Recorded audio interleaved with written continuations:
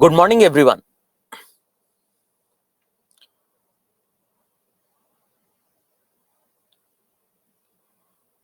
Let's wait for others to join and then we'll start.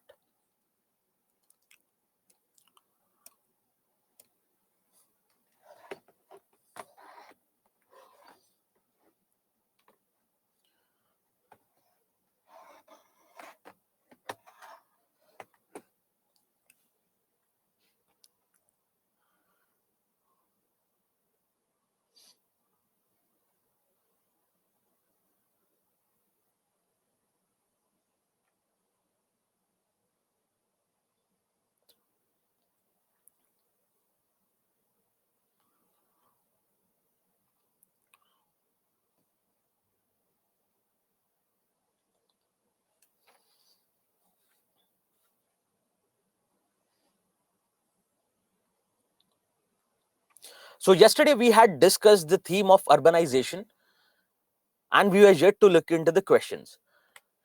There was this practice question that you had to write, and I hope everyone was able to write this question.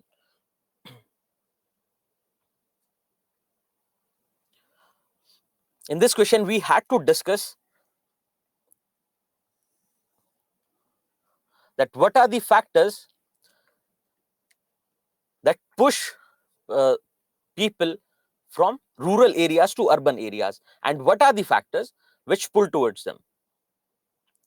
And we had to look into both the dimensions, whether it is urban pull, because of which people are moving towards urban areas and hence contributing to urban growth, or else is it rural push which is doing the same. So this is something that was discussed in detail and is a fairly easy question, but the idea behind this question is that you understand the factors and you differentiate between urban pull and rural push.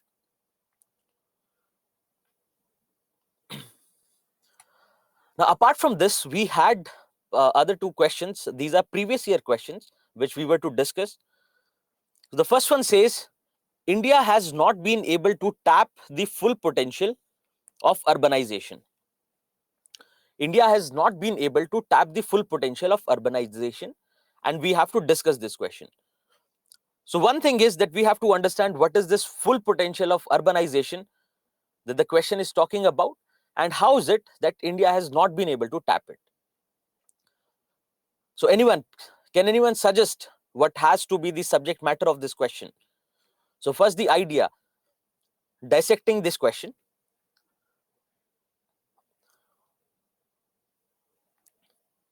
Can someone suggest?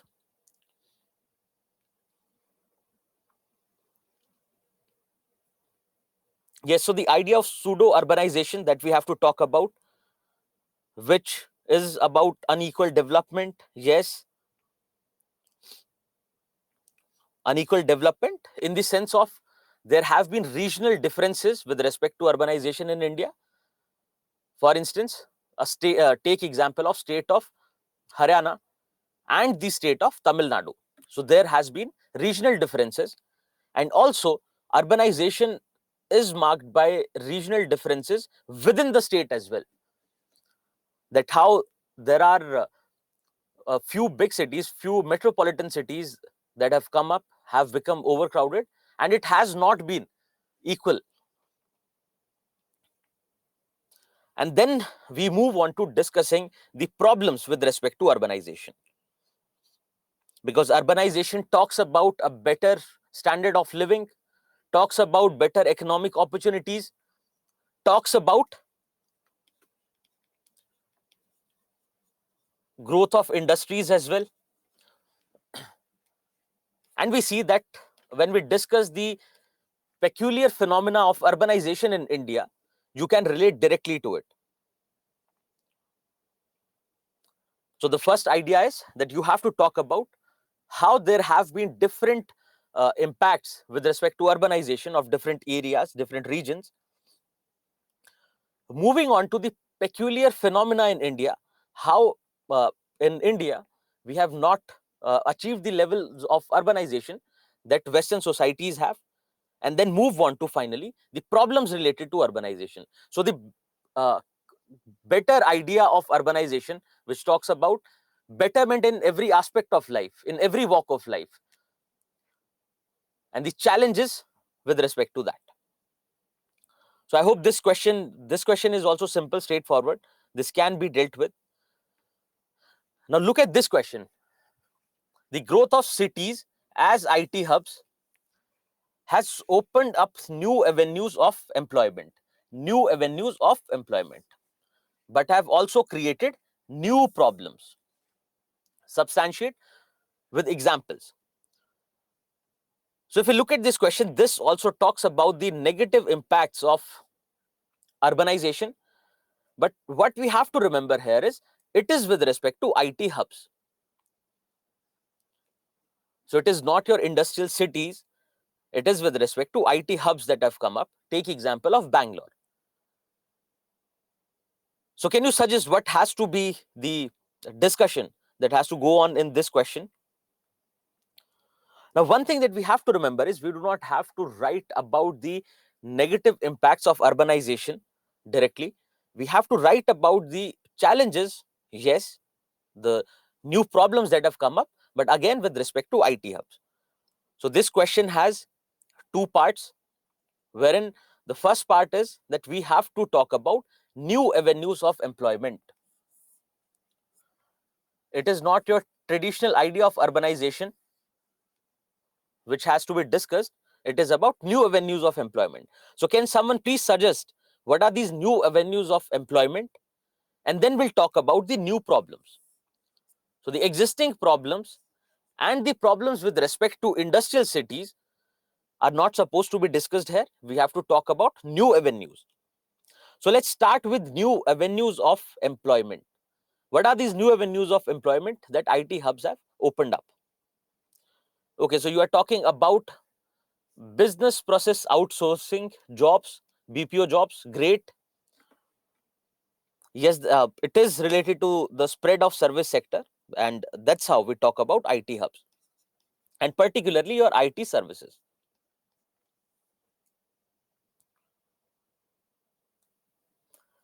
So before coming to the challenges, let's talk about the new avenues that have opened up with respect to IT hubs. Great. Mohini has suggested gig economy. And you see, if you are looking into previous year questions, there has already been a question asked on gig economy.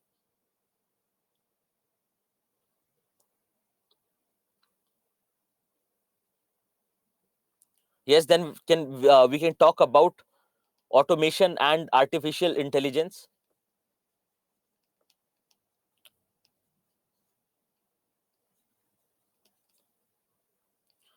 What else can you suggest? What are other new jobs that have come up? New avenues of employment.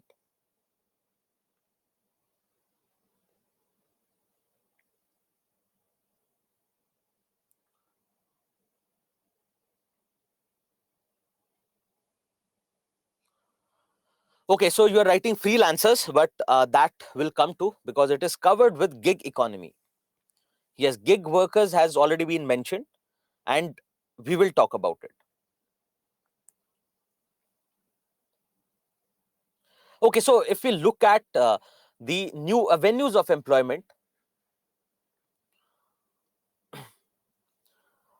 yes, Satyam, gig economy exists in non-IT sector as well, but it is considered to be new avenue because it is not your traditional engineering, traditional industrial and service sector jobs. This is something new that has come up in society.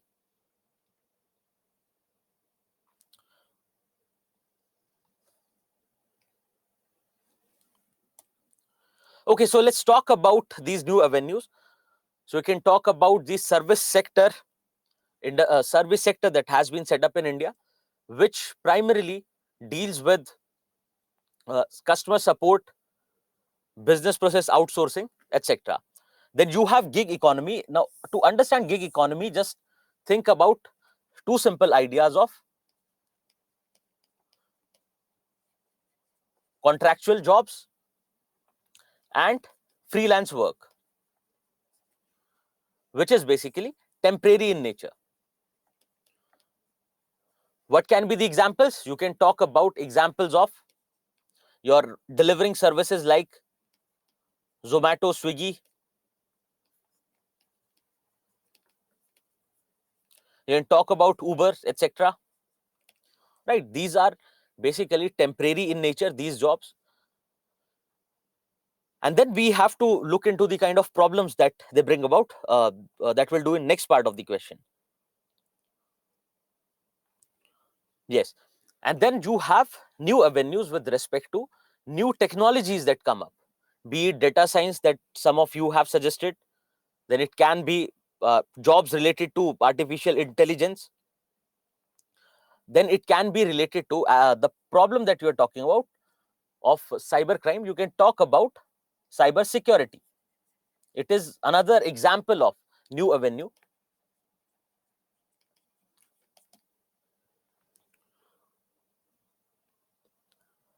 Great. Yes, robotics can be included under automation and AI.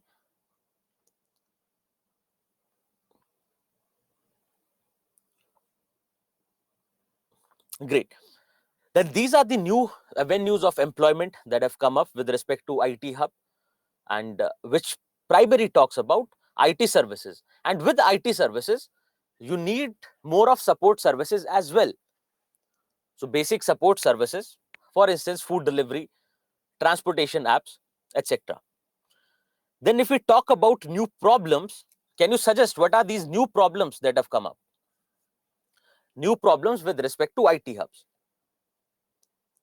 Yes, drone based service delivery can be there. Yes, you can talk about, you can give examples of new deliveries.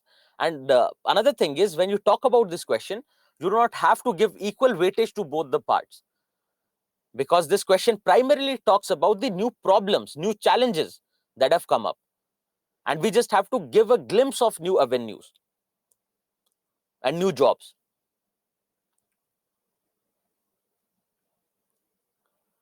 So new problems like your problems related to lifestyle. Here someone has mentioned about stress, long working hours, which impacts health. Then also, not just long working hours, think about the timing, because you work in different shifts. If you think, you work in different shifts, someone works in the UK shift, someone works in the US shift, which is different from what we have here. This is which is different from our time zone, which also becomes a health issue. Working in different time zones can be a problem. Suggest what else? Now, when we talk about IT hubs, you cannot say mention about social security and like no availability of social security like health insurance, because generally, if we talk about IT jobs, yes, it is not there. It is there, but when we talk about the gig economy, talk about the other jobs that have come up, you can talk about lack of social security. So you have to mention it, that yes, there is lack of security with respect to other service jobs that have come up. Also, yes, great. It's again about specialized skills. Now, in industrial cities, if you'll see, you'll find a mixed batch of skilled and unskilled workers. But here in IT hubs, you'll generally find either it is the IT jobs or the other unorganized activities that people are engaged in. Why? Because you need highly specialized skills.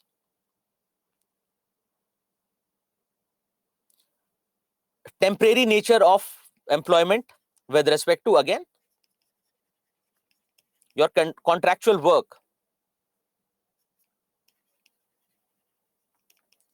So you do remember to mention that whatever new avenues have come up, you can highlight the challenges from there. Great. Now someone has suggested about the work-life balance. The way we are talking about lifestyle, now this work-life balance also impacts family. Husband and wife working in different shifts, and they barely get time to meet each other.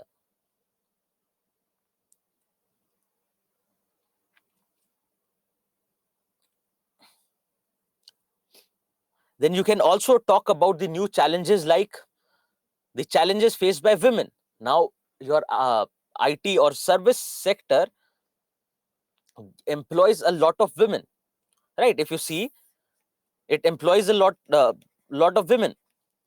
Now, the problems with respect to women at workplace, that you can talk about: unequal wages,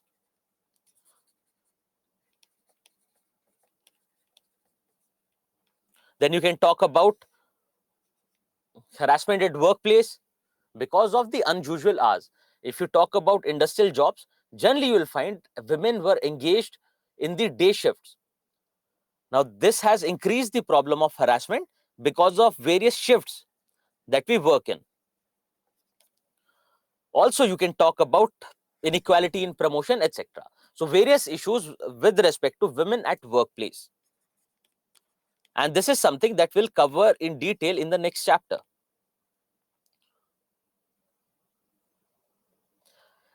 Again, concentration of these IT services, because the moment we say IT hubs, it assumes that there are various hubs that have been set up with respect to IT services, and it is not distributed evenly. Great. Also, with respect to the social fabric, with respect to values, you can find problems. Again, the level of individualism, as we have seen when we discussed industrial and post-industrial society, the values are going down even further. Yes, so non-development of, or unequal development of, other sectors. And when we say other sectors in city, we generally talk about the industrial sector. So the industrial sector is not going up. And also, with respect to new avenues, you can also mention here the idea of infrastructure, because for IT we need different infrastructure. So creation of that infrastructure also opens up new avenues of employment for unskilled labor as well. Then here, with respect to new problems, can you talk about e-waste that is being generated?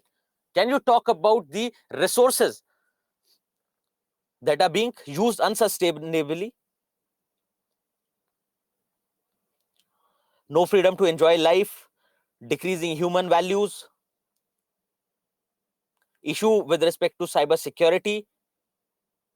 Great.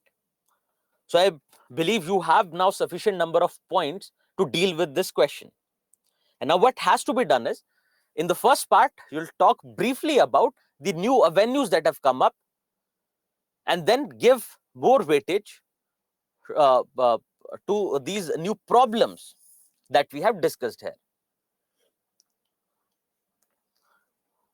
Yes, so someone is talking about information overload, or you can say intellectual consumerism. And I think we have already discussed this aspect with respect to consumerism. With respect to skills, it is highly specialized skills that are required, and you'll find in service sector that either it is highly skilled labor, that is your IT engineers, your data scientists, people working on artificial intelligence, and the other set is your service delivery partners, or basically the ones involved in gig economy. So now, can you answer this question? Can you answer this question? And I believe you can give examples for all these dimensions that we have talked about. You can give examples for the same. Great. And also in the conclusion, so in the introduction, you can talk about the regional disparity with respect to IT hubs, that a few IT hubs have come up. You can quote example of, say, Bangalore. Then you talk about the new avenues that have come up because of the growth of these IT hubs. Then you move on to the negative side of it. So the first thing that you can talk about is unequal weightage to different sectors, and particularly your industrial sector. And then you move on to various challenges that we have discussed. And in the conclusion, you can briefly talk about a few ways to fix these problems, fix these challenges.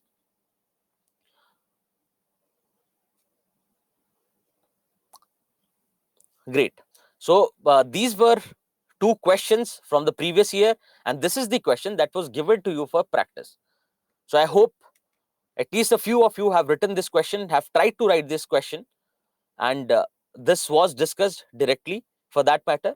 But you have to see, you know points, and now you know pretty much how to break down these questions, because whichever question we pick up, the first thing that we do is we break it down in various dimensions, and then we start conceptualizing the answer, that how we have to approach.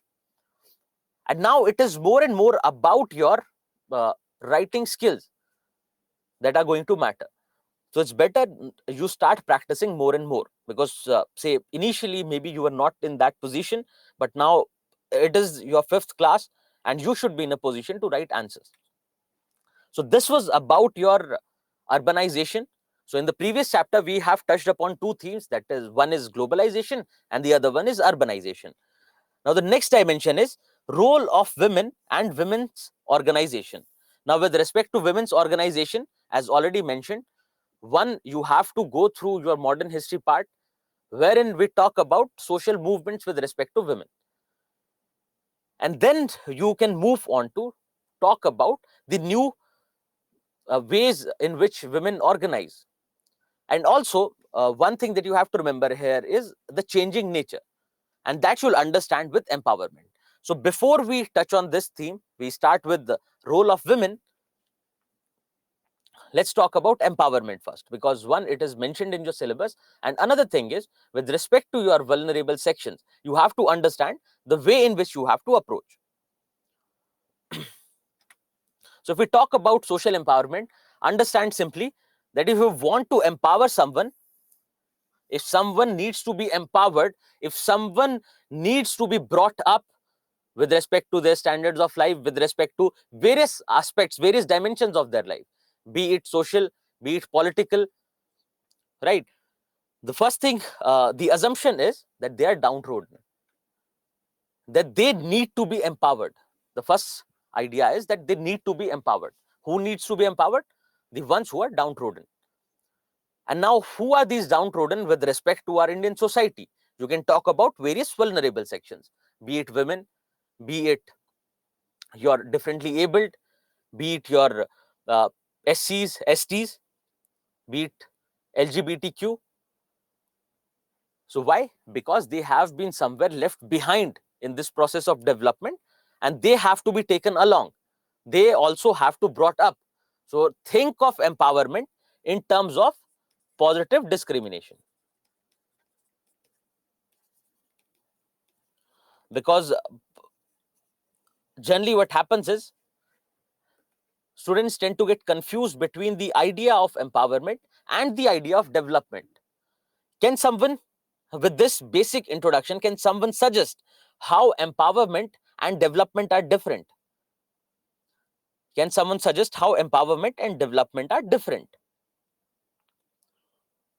Because the idea of bringing up people, bringing changes, far-reaching changes to various aspects of life is generally linked with development as well.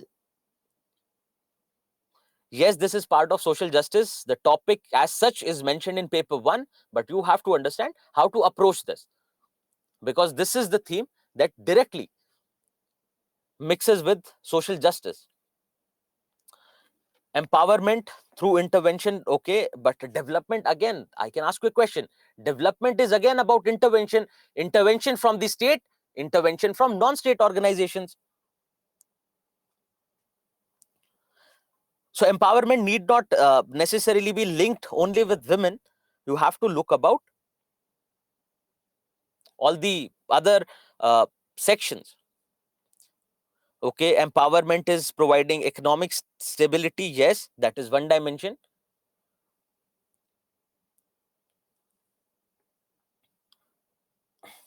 Empowerment is comprehensive, touches all aspects. So is development. Development also touches on various aspects of your life.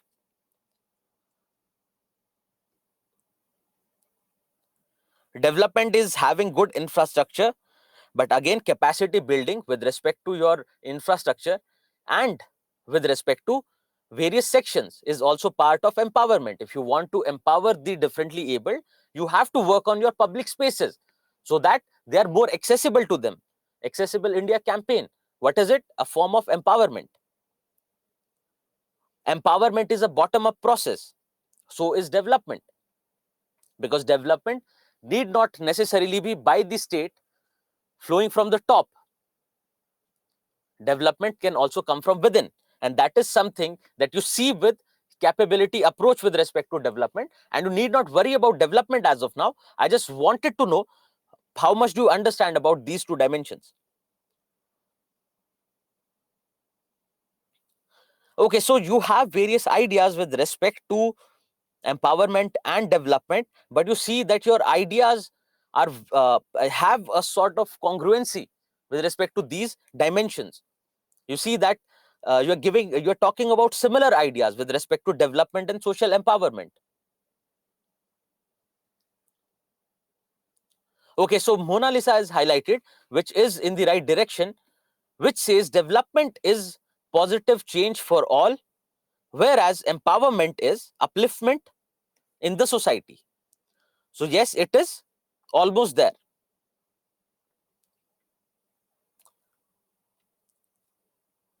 Anushka is talking about giving power to the empowered and equality with respect to development. Now let's see. To understand it simply, yes, we'll touch on various aspects of development and what is the new idea of development as freedom, as propounded by Amartya Sen. This is something that we'll touch on with when we discuss various vulnerable sections. But before that, to understand simply, when you talk about empowerment, you talk about positive discrimination, you talk about equity, you talk about bringing up the ones who are downtrodden, bringing up the ones who have been left behind in the process of development. But when you talk about development, it applies equally to all. So the basic difference between empowerment and development is that of equity and equality. So when you talk about development, it uh, it basically makes difference to all the aspects of life of all the people. It is generally concerned with equality when we talk about empowerment, because what is that section which needs to be empowered? The ones who are vulnerable, the ones who need that empowerment, the ones who are powerless.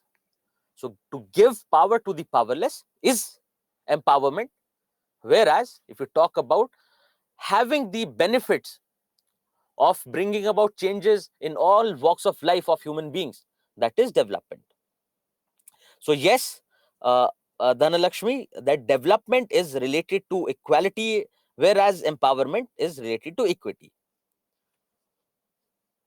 Right? So it is empowerment of the vulnerable sections, development of the society.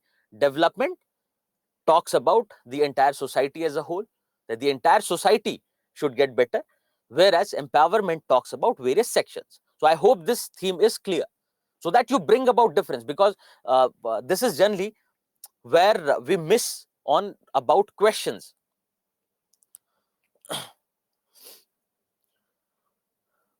Because if the question talks about development, the strategy has to be slightly different as compared to empowerment.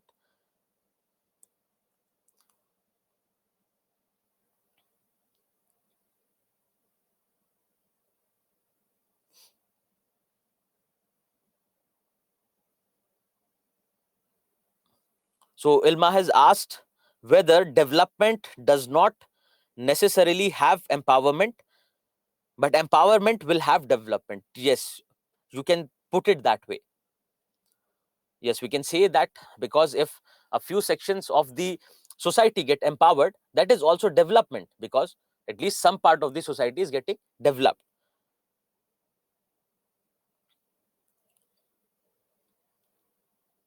Okay, great. So with this, we start about the idea. Now, why do we need empowerment? Because in Indian society, we see that along with diversity, we have inequality. Inequality of opportunity with respect to various sections. Inequality, talk about women, the inequality that women face. And we will touch on various aspects of inequality in women's life. Then we talk about inequality with respect to discrimination with various sections on the basis of caste, on the basis of religion. Now, how to deal with this inequality? What are those areas that need to be addressed? And this is the question, that which areas do we have to address? What are these various aspects? Is what is the subject matter of empowerment. So, to the first specify various sections who need to be empowered, and what are these areas, what are these dimensions which have to be addressed. This is the subject matter of empowerment. And this is a question, this is the idea that you have to move ahead with respect to your vulnerable sections and your syllabus and your discussion on social justice in general. Now, when we talk about empowerment, you'll see that this refers to process of bringing about a transformation in all walks of life of every individual, and rather of the vulnerable sections of the country. So what are these dimensions? What are these walks of life? You can think of political, economic,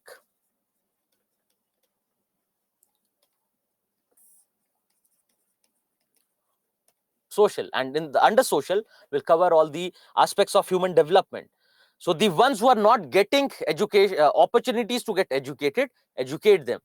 Ones who are not getting proper economic opportunities, provide them economic opportunities. Empower the ones politically who do not have any power, who do not exercise any power with respect to our political structure.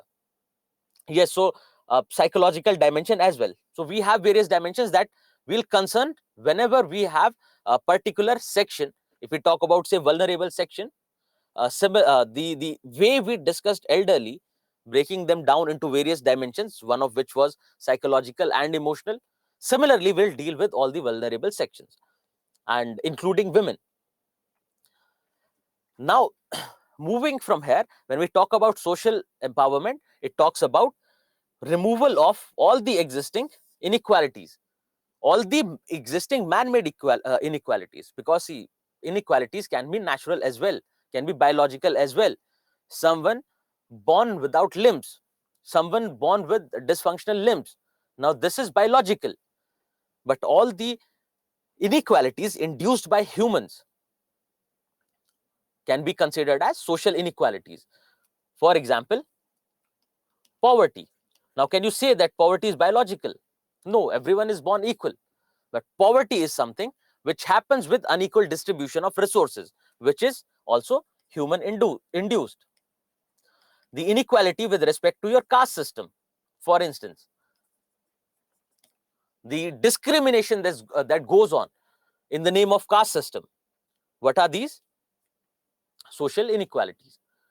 So addressing these problems, removing these inequalities, disparities, is what we call social empowerment. To empower them socially, to improve their status in the society.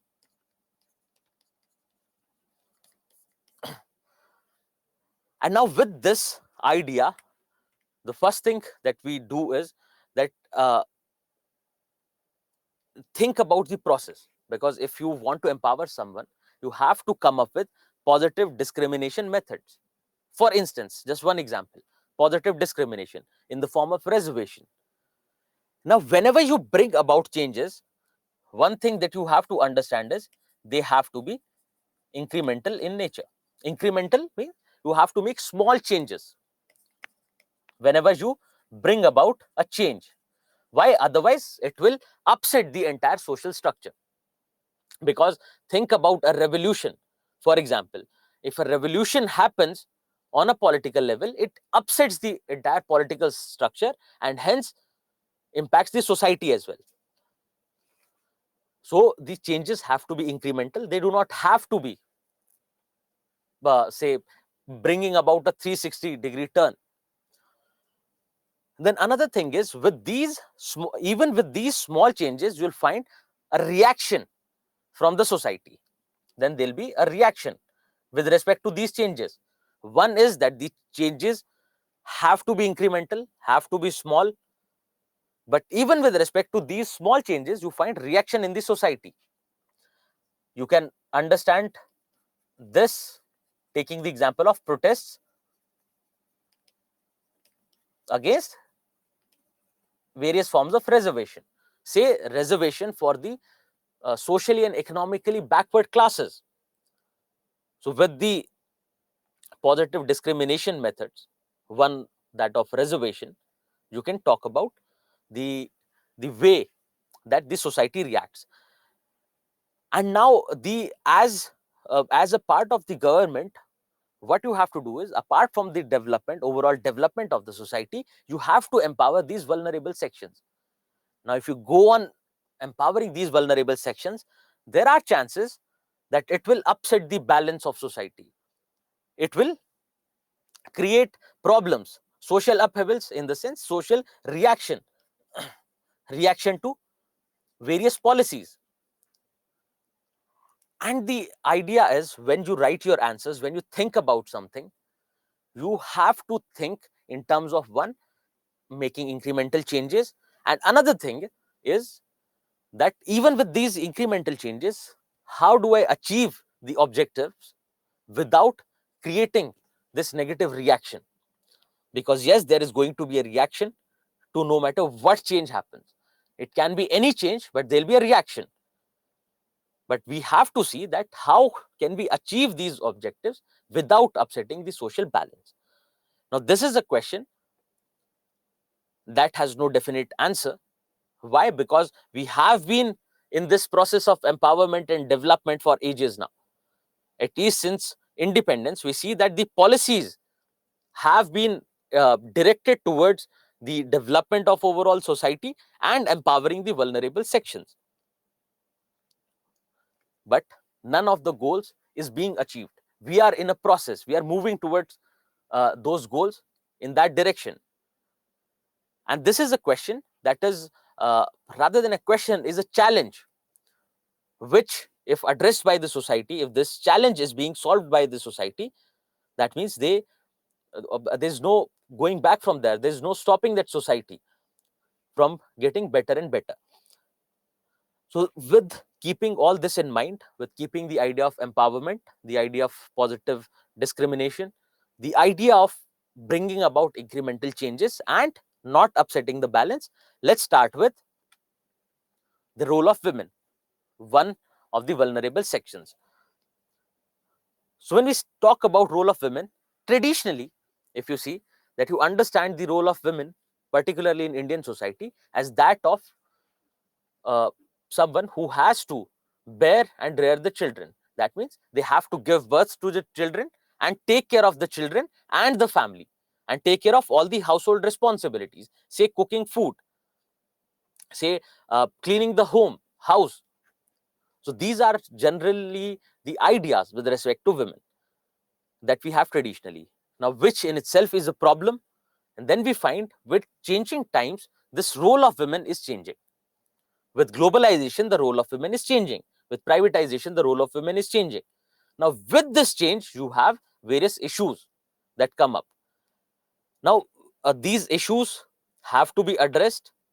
And what are the various government initiatives in those directions? So what we will do here is, we'll talk about the traditional role of women. Then we'll talk about the changing role of women. How is it changing in the modern world? What are the issues and challenges with respect to this? And what can be the suggestions to fix this, along with how government intervenes to fix these issues. So this is going to be this is going to be the flow of our content. But before we start with traditional role of women, one thing that we have to understand is what is this idea of role. Now again, you do not have to remember, you just have to relate to it, so that you understand how you have to look at role of women, because this role is going to be attached with various, say, role of your NGOs, role of your government, etc. Now if we talk about the prestige, the respect given to a particular section of the society, given to a particular social group by the society, is its status. Think about the status of the richer sections, or of the political class, or of the religious leaders. You find that society attaches more prestige to their to those individuals, to those groups. Talk about the status, for example, in modern society, if we talk about the status of YouTubers, right? So there is certain uh, amount of prestige which comes with it. So society places them above other sections. Now, with respect to the status, if we talk about the status of women, we have seen that generally women are uh, uh, attributed, women are uh, understood to have a lower status compared to men.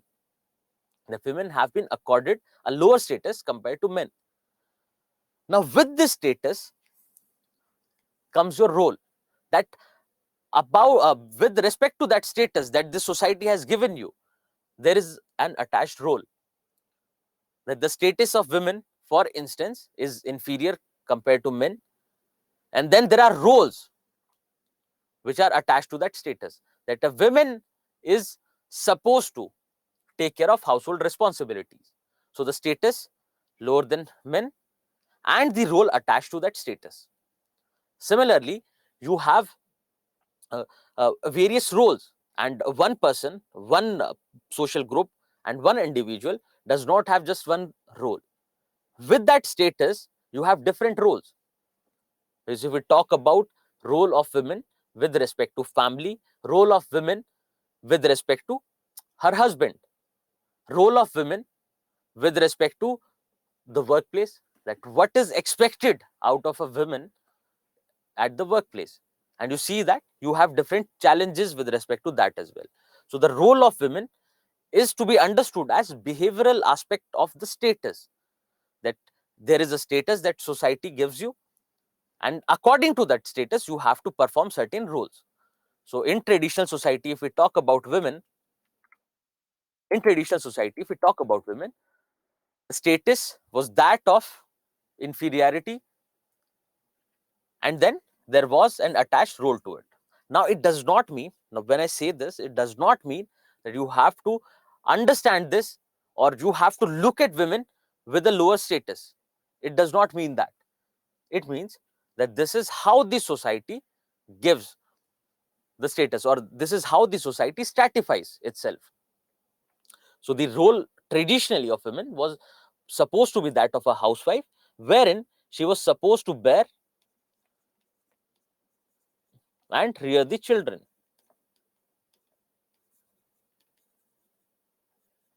They were the ones who were supposed to take care of their uh, dietary requirements. They were the ones who were supposed to take care of their socialization.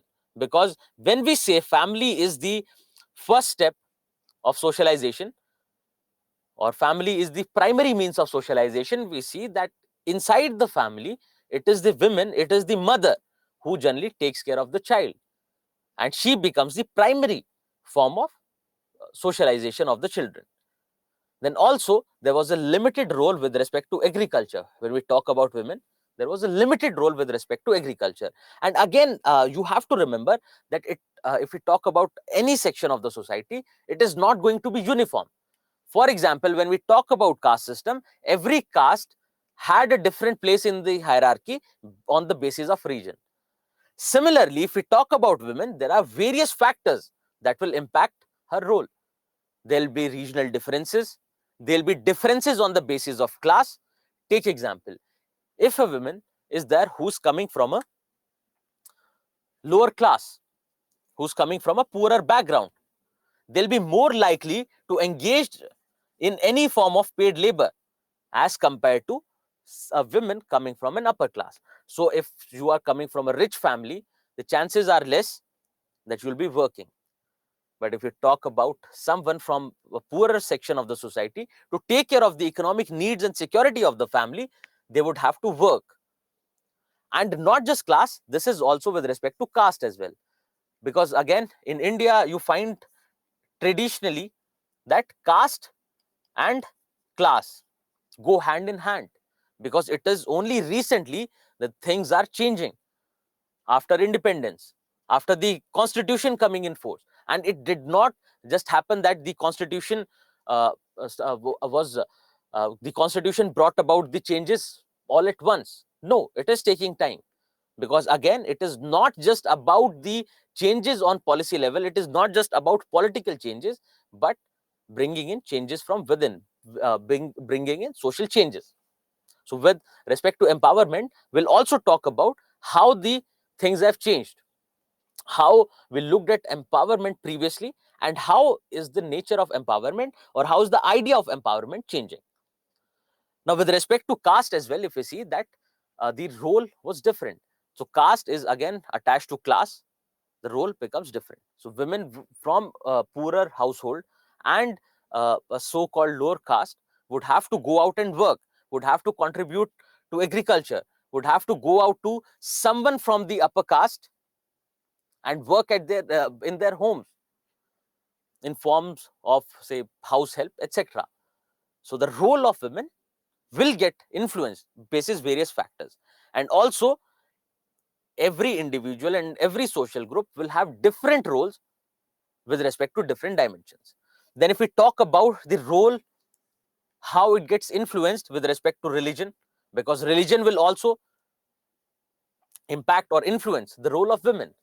Can you give an example that how religion influences the role of women? Can you give an example how religion influences the role of women?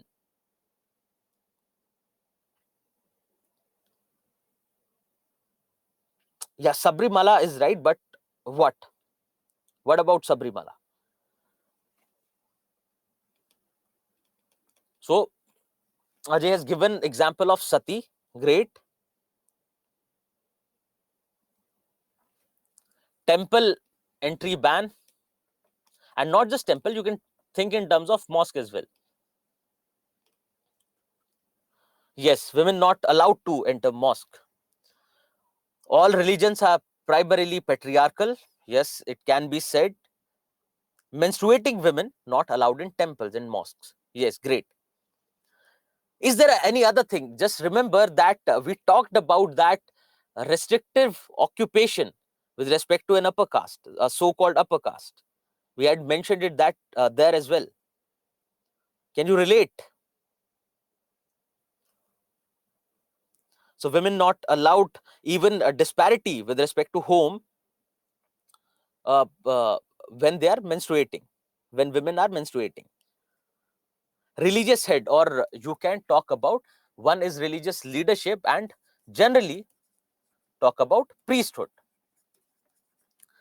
That traditionally you'll find, and even today, which persists till today, that this occupation of priesthood is restricted to a particular caste and a particular gender. Great. So women are allowed in mosques, yes, but we are talking about when they are menstruating. Similar practice as compared to your Sabrimala issue or temple entry. It is not a false fact. And also, there are always regional differences that have already been mentioned. So before you say that it's a false fact, please check your facts. Because again, we're dealing with sociology, right? Women not able to head puja process. Also, with respect to religion, traditionally, women were the ones who'll take care of, who'll be the ones in charge of religion at home.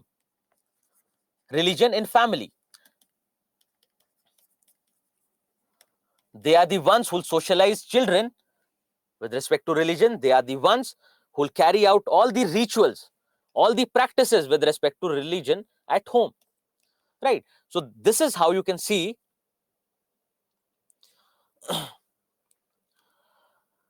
this is how you see that religion influences the role of women.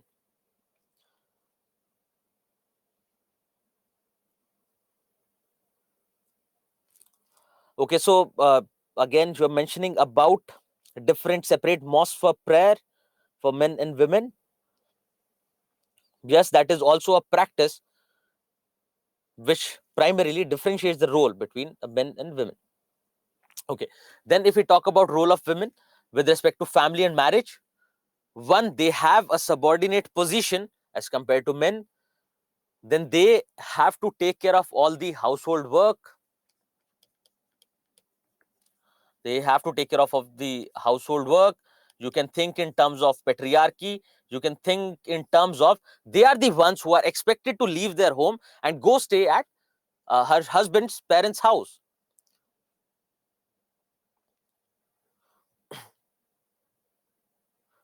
Yes, patriarchy talks about less authority to women, and hence they are the ones who would not have a lot of say with respect to household decision making. We are coming to the modern aspect. Then the responsibility of rearing the children again lies with women. With respect to marriage, you'll find with respect to marriage, you'll find that they are the ones who generally compromise. So the role differs with respect to family and marriage as well. Then another factor which influences the role of women is modernity. How does it do that? That with modernity comes education, with modernity comes better healthcare, with modernity, women being allowed to work outside the sphere of home, with modernity, the dual role that women have to play with respect to taking care of household work and their paid labor, right? So these are various factors which influence the role of women, and with respect to modernity, this is something that we are going to discuss in detail. Now, along with this idea of role of women, we have to understand another dimension, that is of sex and gender. Now, sex is a biological concept that relates to differences that are genetic, with differences that are with respect to their reproductive parts. So how do you biologically differentiate between male and female on the basis of their reproductive parts, right, and the genetic makeup?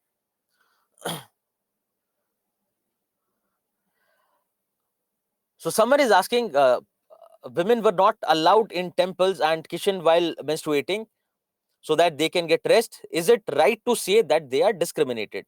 Now, if you say uh, that it is compulsory, that it is compulsive in nature, one is the women feels that I want to take rest because I'm menstruating, and another idea is because you are menstruating, you have to compulsorily take rest. So there is a difference. So the idea of choice, whether they have the right to freedom, whether they can take that decision or not. Why a decision that primarily relates to women not being taken by them? That is the idea. That is the difference. So it is a, yes, it is a subtle way of discrimination.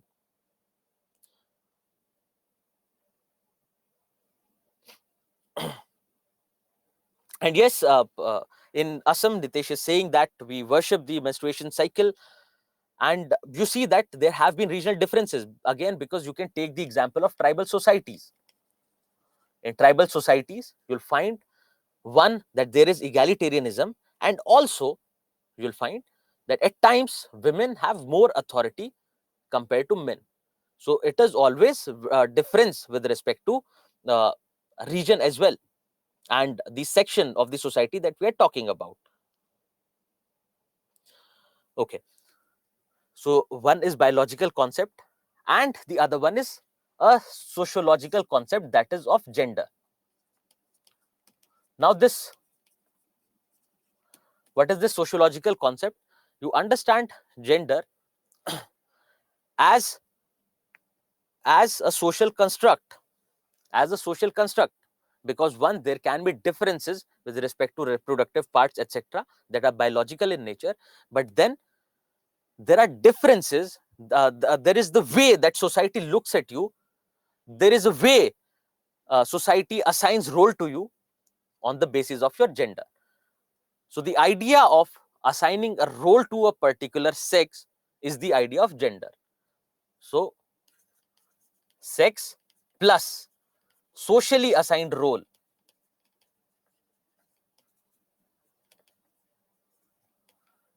takes us to the idea of gender. That if you are from this gender, if you are male, you are supposed to be strong, you are supposed not to cry in public. For example, if you are women, if you are from this particular gender, you have to behave in so manner. So this is how society assigns role on the basis of your sex, and which becomes your gender. So I hope this idea is clear. Yes, Deepika, it is stereotyping roles on the basis of your sex. So sex and assigning roles with respect to that sex becomes gender. Great. Yes, there is role of education that you're talking about, that whether education influences the role of women. But if we talk about modernity, education is one dimension. Decreasing significance of religion is another. So all the dimensions that we had discussed with modernity can be touched upon, and also we are going to discuss these factors.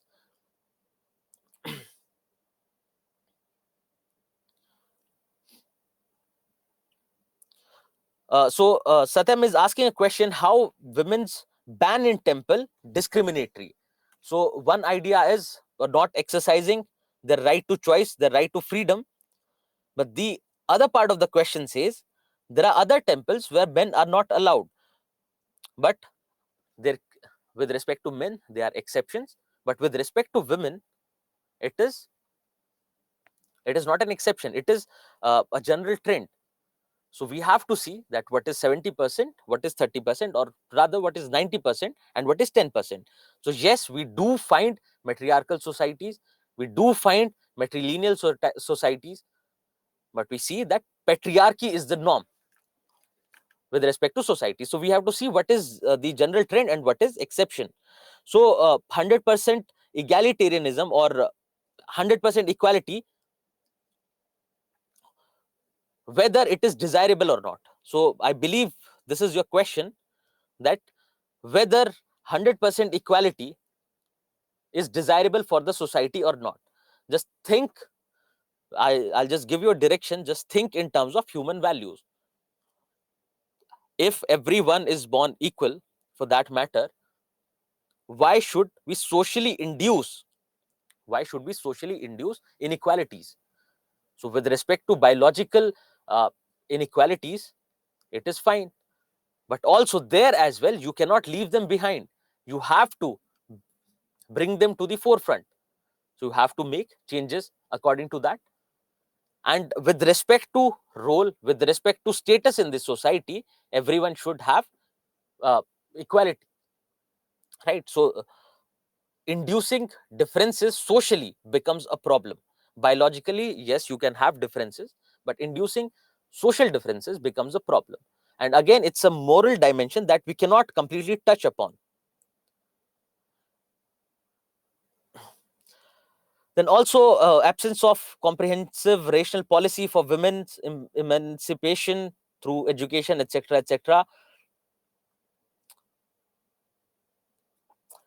Yes, your observation is correct, that Rahul is talking in terms of the class. When we talk about, when we generally relate to class, that we see that uh, in society, men are considered to be the bread earners, breadwinners for the family. But with respect to class, if we see that women contribute equally. One is that dimension, women contributing equally to getting economic resources for the family, to taking care of needs of economic security of the family. Then another dimension is, what about unpaid labor? Because not that you have to quantify, but if you quantify in terms of house helps, that ultimately today in modern society we have house helps and we have to pay them. Traditionally, which has been taken care of by women with no income as such. Because even if there is no income, because I'll give you a simple example. If you ask your mother, and generally if you are in this age group, the chances are more often than not that your mother would be a housewife. Yes, things are changing, times are changing, but generally you'll find your mother is a housewife.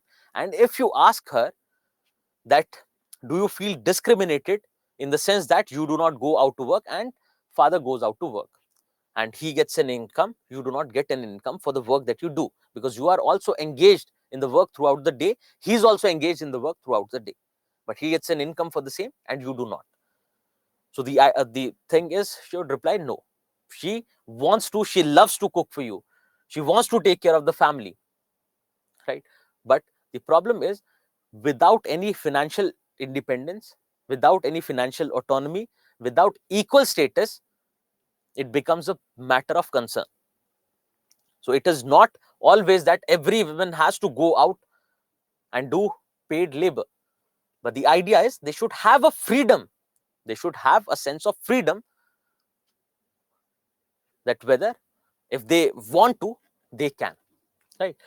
Also, with respect to that, let's go back a little back towards empowerment and understand. With this example, you can see that if you want to empower a section, the first step to empowerment, the very first step to empowerment is to make that section understand, to make that particular section of the society feel for themselves that they are being discriminated against.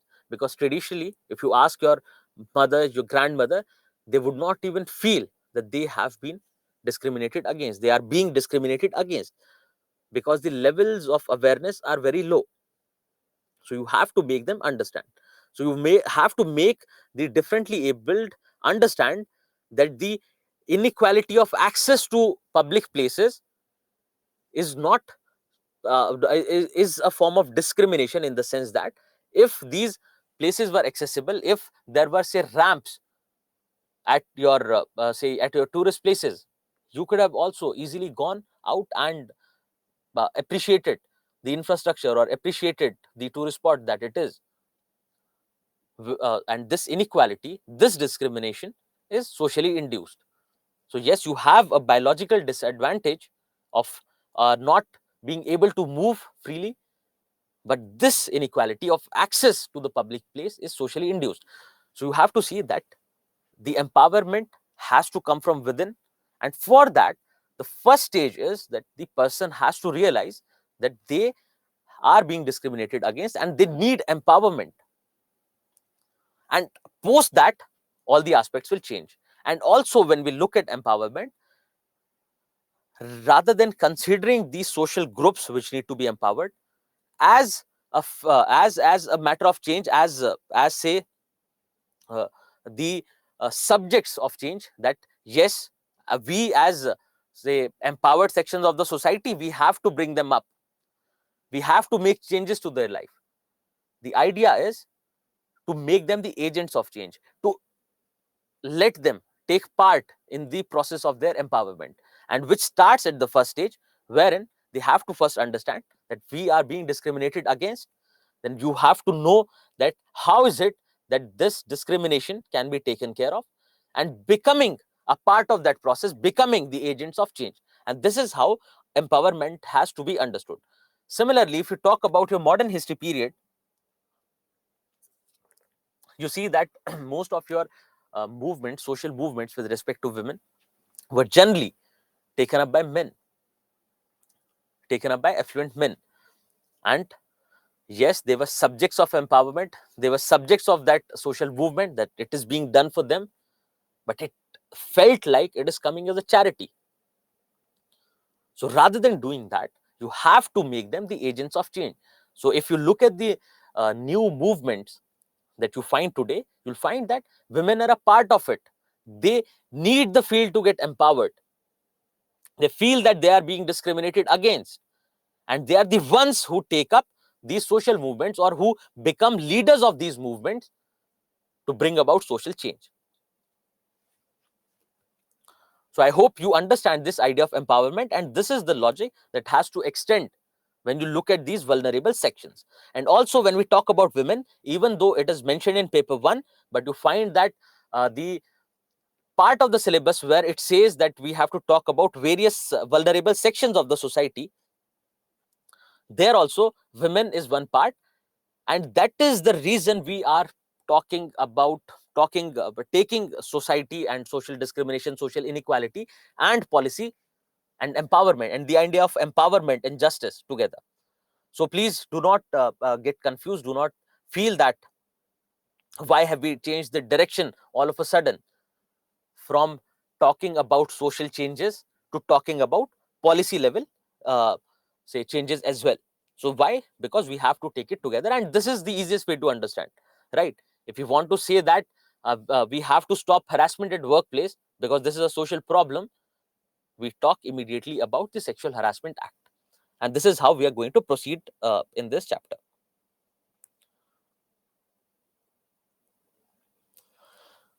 Great. So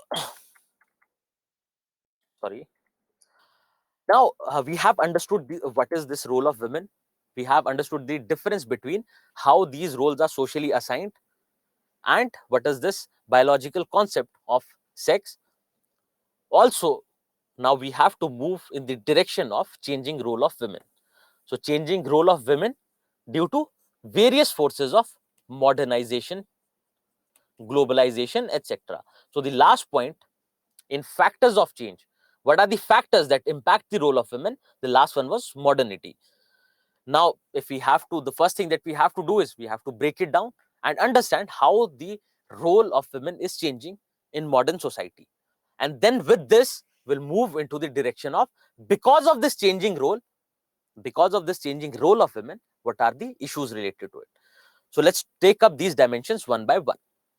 If we talk about the modern society that we live in today, we see with modernization, there is secularization or decreasing influence of religion. What are the other factors? Let's discuss the factors first so that they'll be easy to apply. They'll be easy to apply on these dimensions of women's life because these are various dimensions. Let's talk about other aspects of modernity. Can you suggest the idea of equality, the idea of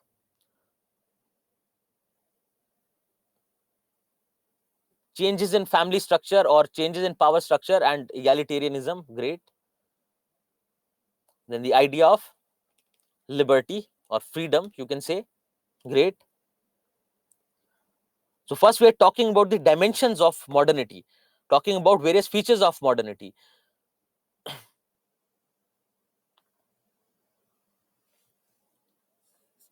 Levels of education can be related, that the education is becoming more and more secular and more skill based. And again, education with respect to equality is available for all. What are other factors of modernity? Other aspect is technology, how technology impacts women. Great. Employment opportunity which come with education, skilling, and hence getting a better employment.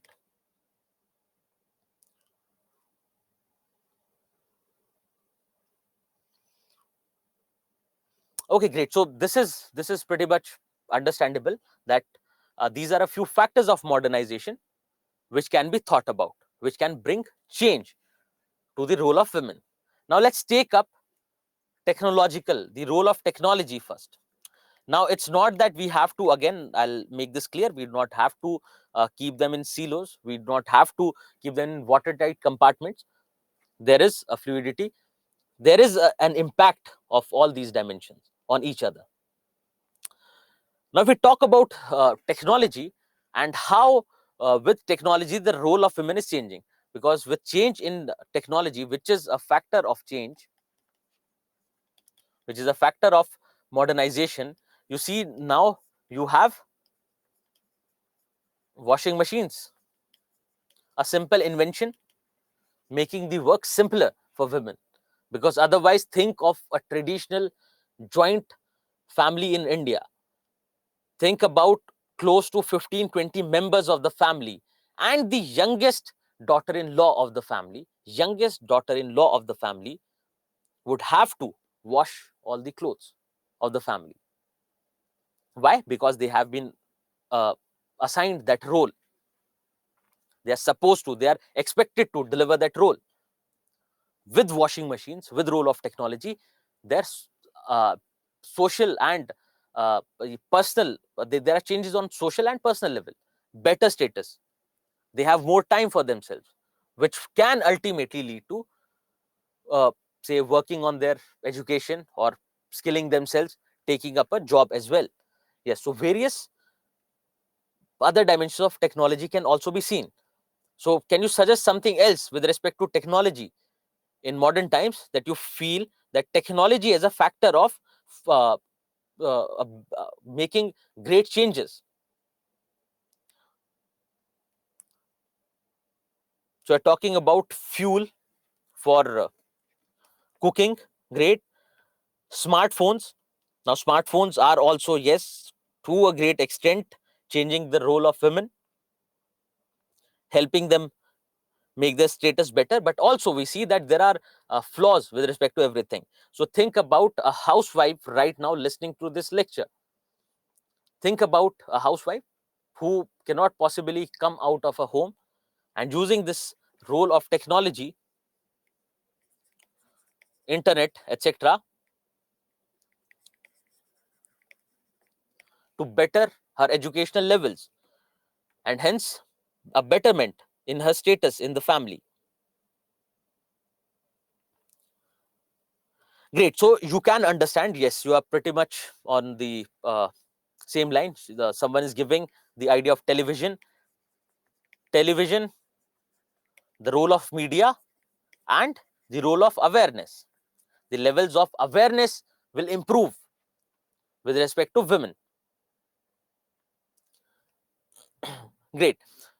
So, how technology as a factor of change can bring about changes in various dimensions.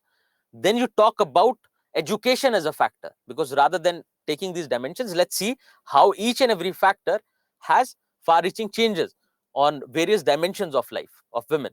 If we talk about education as a factor, education will definitely bring about socio-cultural changes. How?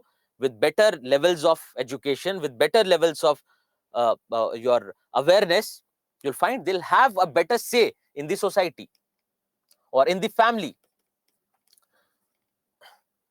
The idea of equality, the idea of egalitarianism will come with education. With education will come skilling and hence betterment in economic dimension, getting a job. Also, with education, with better awareness levels, it will also impact their political role. For instance, the role of a voter, because now their decisions will be more informed. Also, with education, also with rising levels of awareness, will come political representation. Then, if you talk about the idea of freedom, because we talked about rationalization with in context of modernity, we talked about rationalization. So the idea of liberty, the idea of freedom, the idea of equality, how it is going to impact various aspects of women's life. So in socio-cultural dimension, you will see her role is changing with respect to religion. Now, I hope you can apply these factors. I hope now you can apply these factors in various dimensions, various aspects of women's life.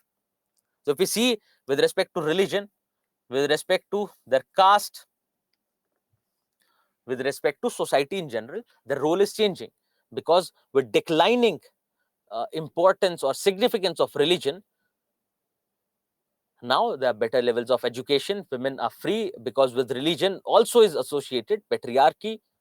So breaking down of those patriarchal norms, bringing about changes in the family structure, families becoming more egalitarian, women going out to work, having better say with respect to family, becoming an agent of their social empowerment and empowerment in all dimensions for that matter, becoming an agent of their empowerment, better levels of education, better levels of healthcare, maternal mortality rate going down, fertility rates going down. They having to have a better say with respect to family planning, right? So these are changing dimensions of women's life.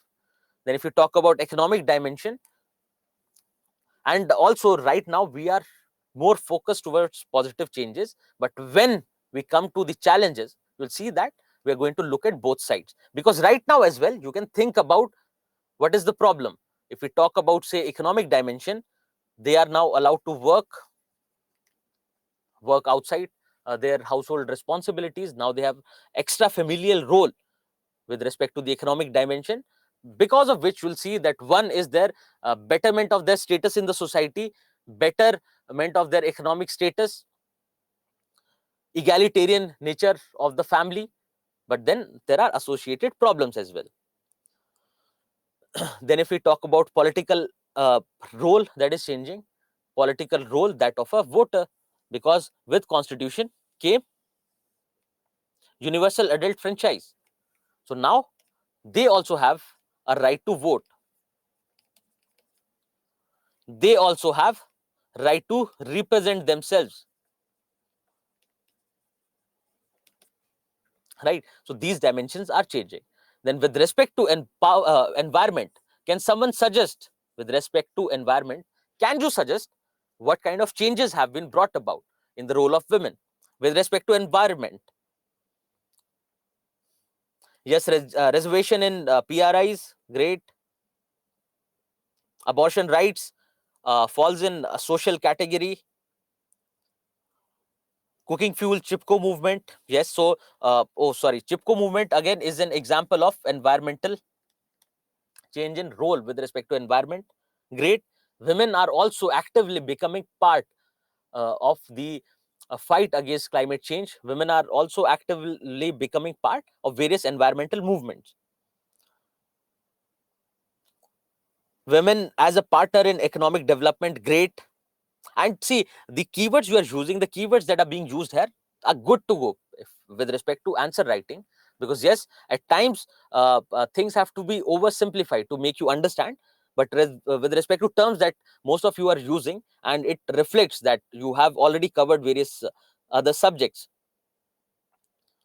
So you have already covered various subjects, and this reflects in the quality of your suggestions for that matter. Oh, so economic role someone is suggesting with respect to self-help groups, great. Okay, also, how do you see, because this is one positive aspect, that women are also becoming a part of various social movements, and also particularly with respect to environment can be seen. Now, if I say, and just keep this question in mind, that climate change, with change in environment, with change in climate, and with this particular phenomena of climate change, the role of women is also changing. And so much so that women are becoming more vulnerable because of climate change. Women are becoming more vulnerable as compared to men because of climate change. So if I make this statement, do you think it is right? One. Second, if yes, substantiate. And this is something that you keep this idea in mind, and towards the end of the lecture, it will be discussed. And I have given a question with respect to the same that will come to.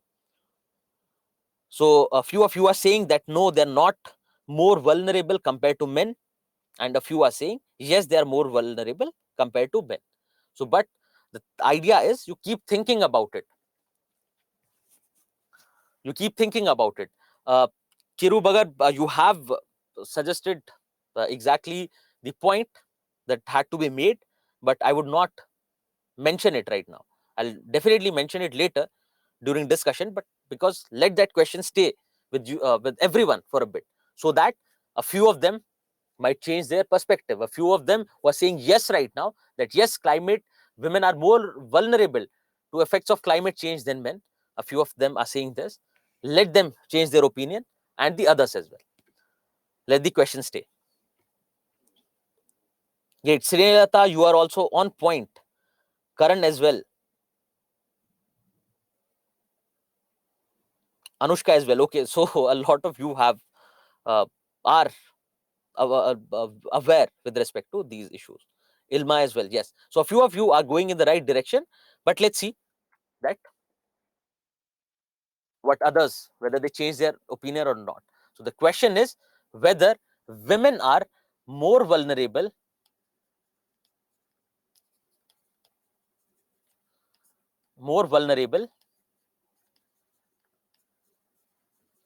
to the impacts of climate change as compared to men.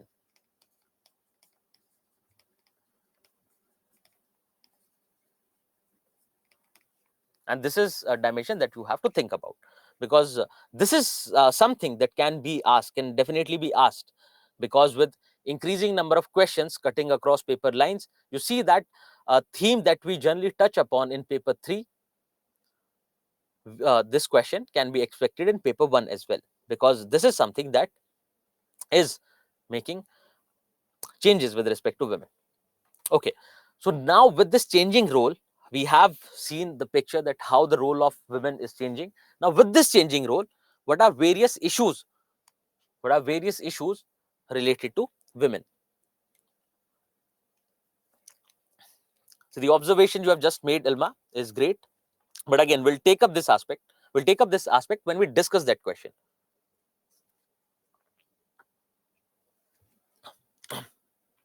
So when we talk about various issues, one is that we have to think about this life cycle of violence against women. One is this dimension. Another thing is, let's talk about various inequalities with respect to women in various dimensions of life, various inequalities that are still prevailing, because the easiest way to look into the issues with respect to role of women is take up all the dimensions of women's life and then discuss how they are more vulnerable, say with respect to climate change, how there is a sense of professional inequality with respect to their economic condition, etc., etc., etc. So we'll take up all those dimensions one by one. But before that, just look at this life cycle of violence against women, that how at various stages of their life they are being discriminated against, and also violent crimes and violence being committed against women.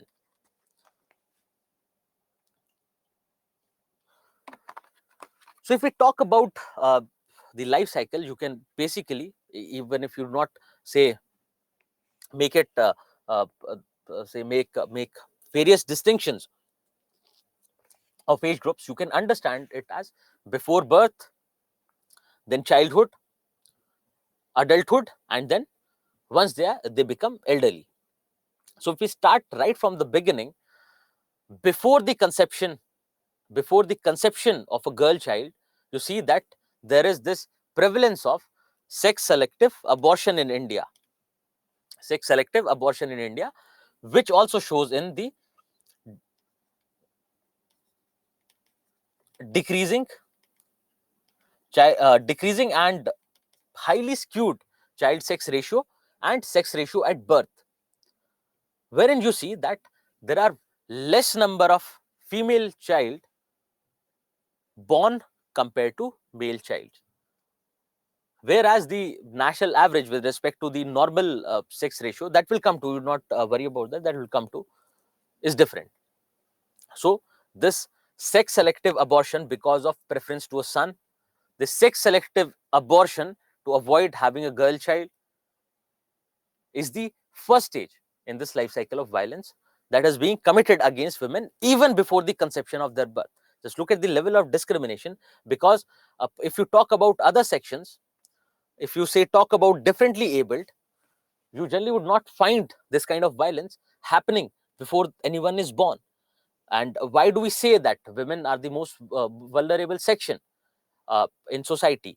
Because if we talk about, say, the scheduled caste, there is no violence committed against the child before their birth, before conception. There is no form of violence that is committed. Yes, at times there can be, say, conflicts, at times there can be communal violence, that is different. But here you see, this issue of violence against women starts even before birth. Then once they move on in life, you take various examples. That another thing is, once aborting the girl child before she's born, then once she's born, killing her. That is basically called infanticide. Also, if you take example of a poor household, you'll find that, say, if there is a poor family, there's a boy and a girl in that family, the chances are girl will be the one who will be taking care of household activities, household work with her mother, and it is generally the son, it is generally the boy who's being sent outside to school. He'll be the one who'll get the educational opportunities, he'll be the one who'll get better nutrition, because they have if they have finite resources, if they have equal resources, say finite resources, and they can be provided to only one child, then it is generally the boy child who gets it. So be it nutrition, be it, say, food, be it education, be it healthcare.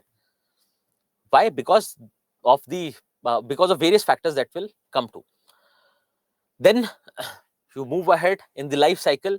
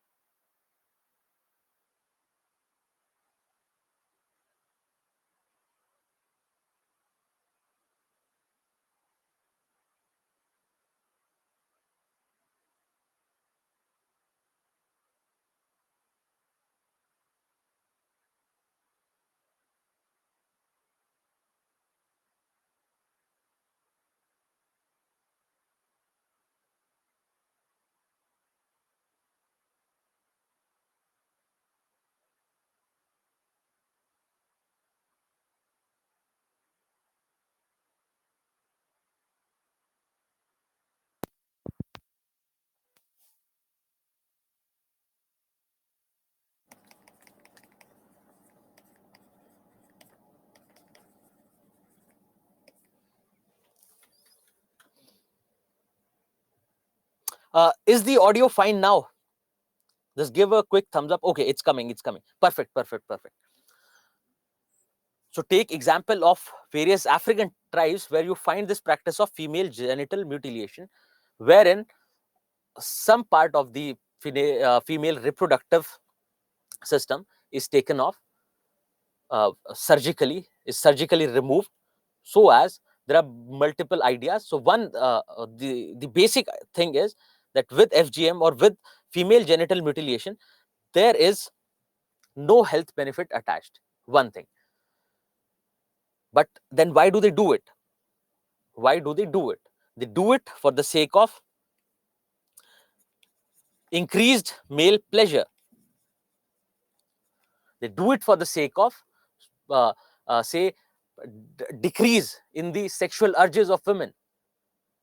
So women being treated like objects. And because why have we kept it at this age? Because this is the age where it is generally done. So which is done not for any medical reason or health reason. It is done primarily to increase the male pleasure, and also to decrease the sexual urges in women. Yes, so we are giving example of Maasai tribe. Exactly. Then you talk about they're growing up, they're not getting enough educational opportunities, they're not getting proper uh, healthcare, they're not getting proper education, then they are forced to marry early. Now, with early marriage comes early pregnancy, because at least in Indian society, you see that generally the households, but not today, but particularly in traditional Indian society and rural areas, you'll find it is generally not more than 2 years after marriage that a child is born. It is generally within that time period, unless until there is some problem, unless until there is some issue with respect to conceiving a child.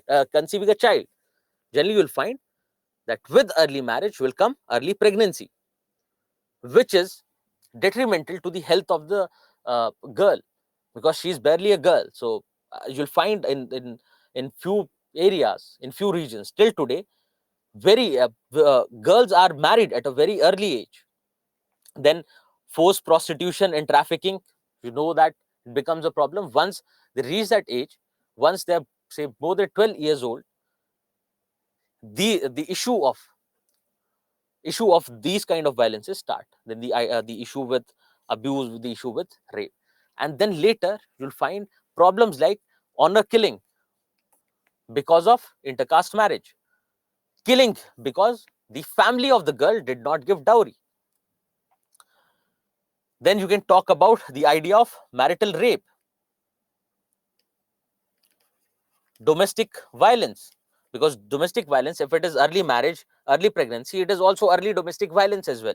So marital rape, domestic violence, and now this domestic violence can be for not being able to bear a child, for not being able to give dowry, right, for asserting your rights, and maybe at times you'll find it is generally to assert the male dominance. You'll find that a lot of men do it for the sake of asserting their dominance in the household. It can be again because of, say, alcoholism. So the husband goes out, consumes alcohol, or stays at home and consumes alcohol. Because of that, becomes violent. Then there can be other issues like same prostitution, trafficking, sexual harassment at workplace, sexual harassment in the public, etc. And then in this age, you'll also find it is not just say the inequalities or the violence perpetuated inside the family, it is also workplace as well. So the issue of sexual harassment at workplace or harassment at workplace, harassment in public, the issue of rape, the issue of marital rape, etc., become a problem. Then with respect to elderly, one is that once women get old, and generally you find that the life expectancy in women is more. Life expectancy means the years, the number of years that one is expected to live. So the life expectancy is more, and generally the husband will pass away at an old age. So one issue with their economic security. Second, the issue with respect to violence that can be, that they are more susceptible to or more vulnerable to, that can be committed against them in the society.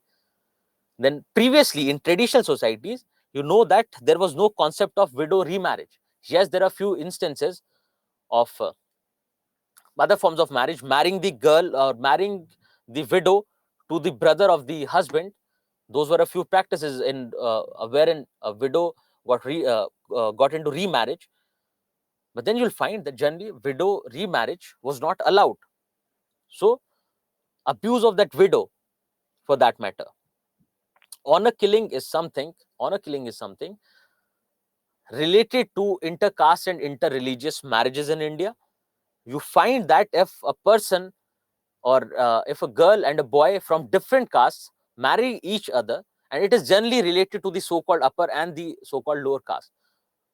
So if one of them belongs to the so-called lower caste and one of them belongs to the so-called upper caste, then for the sake of honor, for the sake of getting their prestige back in the society, the families kill both the boy and the girl. That is what honor killing is. And it might sound ridiculous because at one end we are saying that the caste system is dying down. At the same time, we see that there are more and more number of incidents with respect to honor killing that are coming up, and you find this in news as well. So okay, so this is basically the idea of violence against women with the help of this life cycle. Now these were the ideas of violence. Now another kind of issues are of that of inequality. Now you had asked a fundamental question: what is the issue if we have inequality? Now you understand that it is the moral and ethical responsibility of the society to take care of all the sections of this that are part of the society. So this idea of having equality in the society is basically a moral idea that if everyone is born equal, they should be treated equally. And now, with respect to women, we find a lot of types of inequalities. It can be inequality with respect to birth, it can be inequality with respect to death, it can be inequality with respect to basic facilities like healthcare, basic facilities like nutrition, basic facilities like education.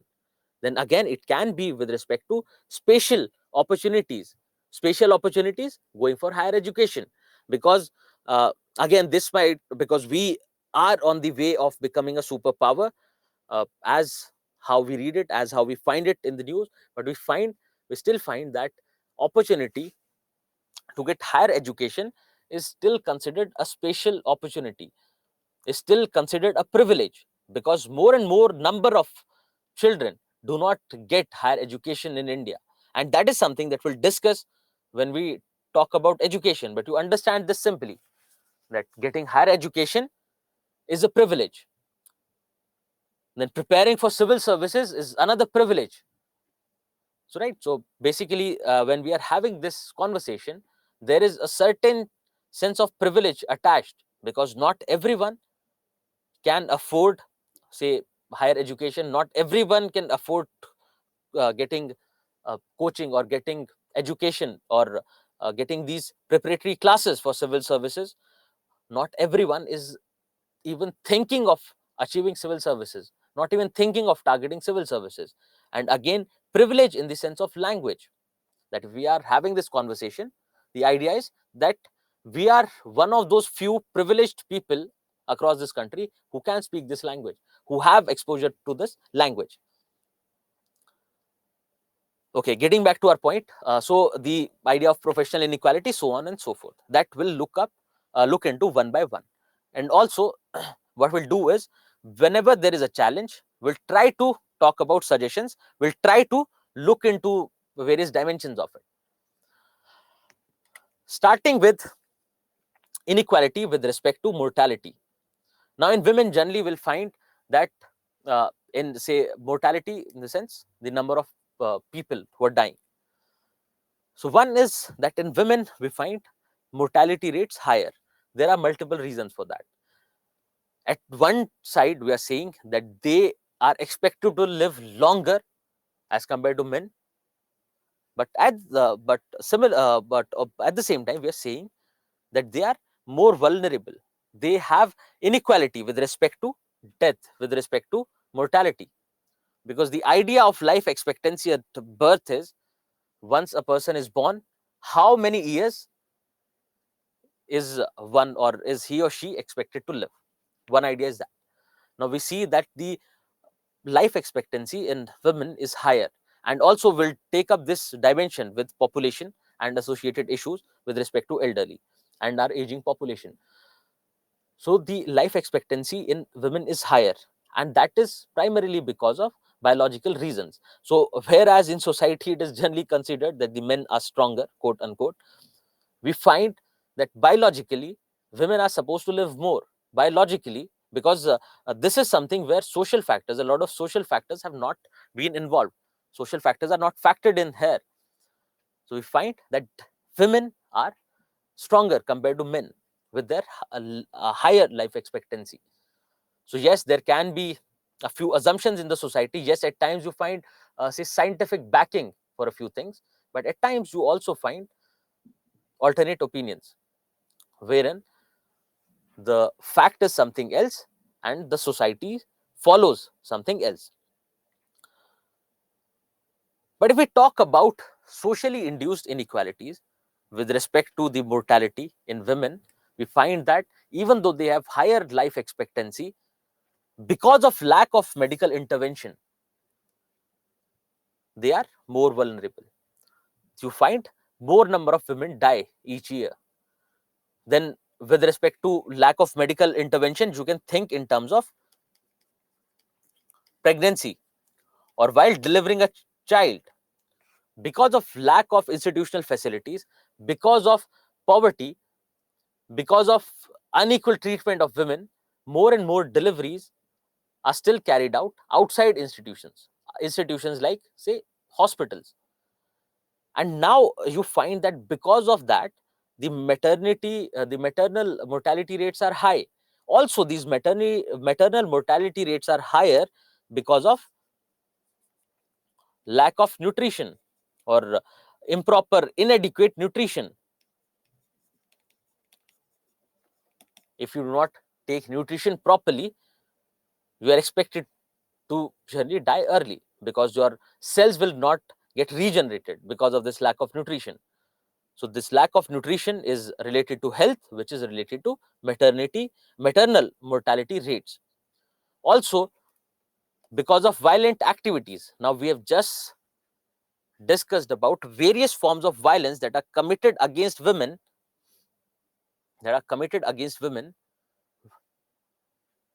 through their entire life cycle, which also contributes to this mortality inequality in women.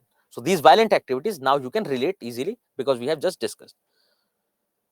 Also, higher mortality rates because of lack of intervention in elderly population, because women being treated unequally in the society since their birth, and even before their birth, even before conception, you find that this follows on for the rest of her life, and because of which they have higher mortality rates.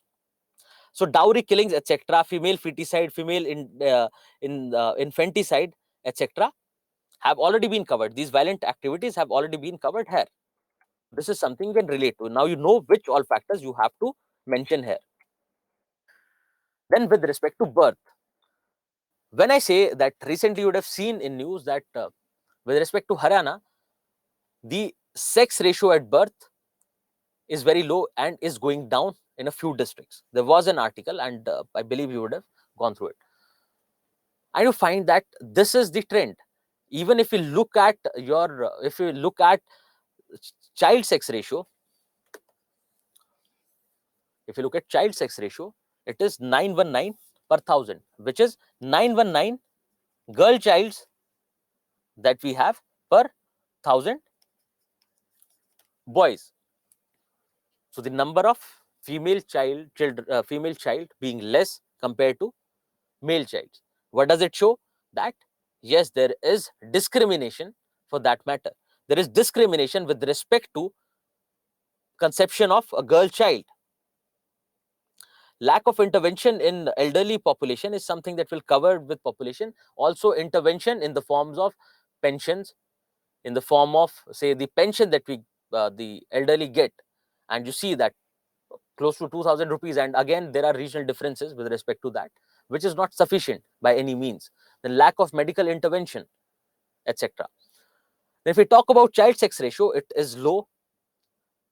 Here it is again 919, but according to your national family and health survey, you find that it is expected to be 929, but it's still way less than. Yes, it is improving, but it is still way less than what is expected to be.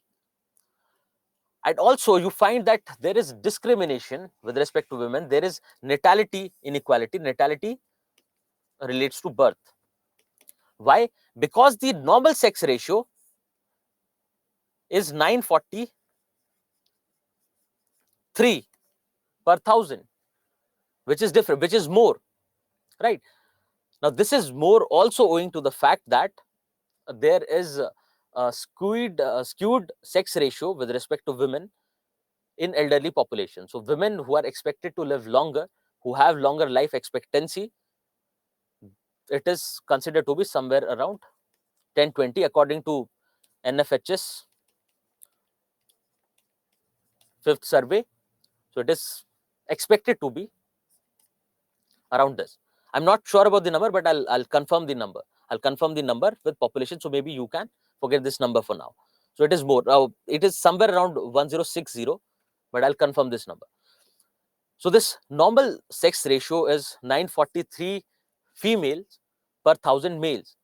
But in children, you'll find the child sex ratio to be 919 per thousand. Why? Because of feticide. Why? Because of infanticide. Because of determining the sex of the child in the womb and killing them on the basis of their gender. Similarly, once a girl child is born, killing them immediately after birth. And this all happens because of preference to a son, and all those factors will be looked into. Do not worry about it. And let's do one thing, that those factors will anyways be taken up with the chapter on population. Why do you think that a son is preferred particularly in Indian society over a girl? Son is preferred over daughters. What do you think are the factors? And anyways, we'll take up these factors with population. Patriarchy, and along with it, patrilineal norms. So can you, with respect to this, what is the problem with respect to lineage, and also what is the problem with respect to our society being patrilocal? What can be the problems? You also write that. So the issue of dowry, great. So someone has written something in Hindi. Okay, I'll say Manoj has written it in Hindi, but I'll explain it in English. So a son who's expected to be the one to take care of their elderly parents. So why? Because Indian society is patrilocal. The girl after the marriage is supposed to go and live at the boy's place. So it is the boy who's expected to take care of their old parents. So with respect to caregiving for elderly. And why is that? Because we do not have sufficient state intervention with respect to caregiving for elderly. Then dowry you have mentioned. Then various rituals. Can someone suggest what are various rituals because of which a son is preferred over daughters? Then the economic dimension, wherein it is the boy who's supposed to go out and work and earn a livelihood. Great. What else? Yes, Chandrahas, your point has been discussed. Old age service to the parents. Girl leave home of the father. Then yes, you have already suggested about rituals with in the matters of death. It is the son who's supposed to light fire to the funeral pyre. Then the ceremony related to caste of your sacred thread, wearing of sacred thread, that is also done by son. Then economic dimension, one is work or rather paid labor, you can say, that a son or a boy is expected to get involved into paid labor. Then the other dimension is property rights, transfer of property from one generation to another. Great. Then deep-rooted cultural norms which follow in patriarchy. The idea of agriculture comes with economic, because they are expected to, a son is expected to contribute to agriculture, and hence financial security of the family.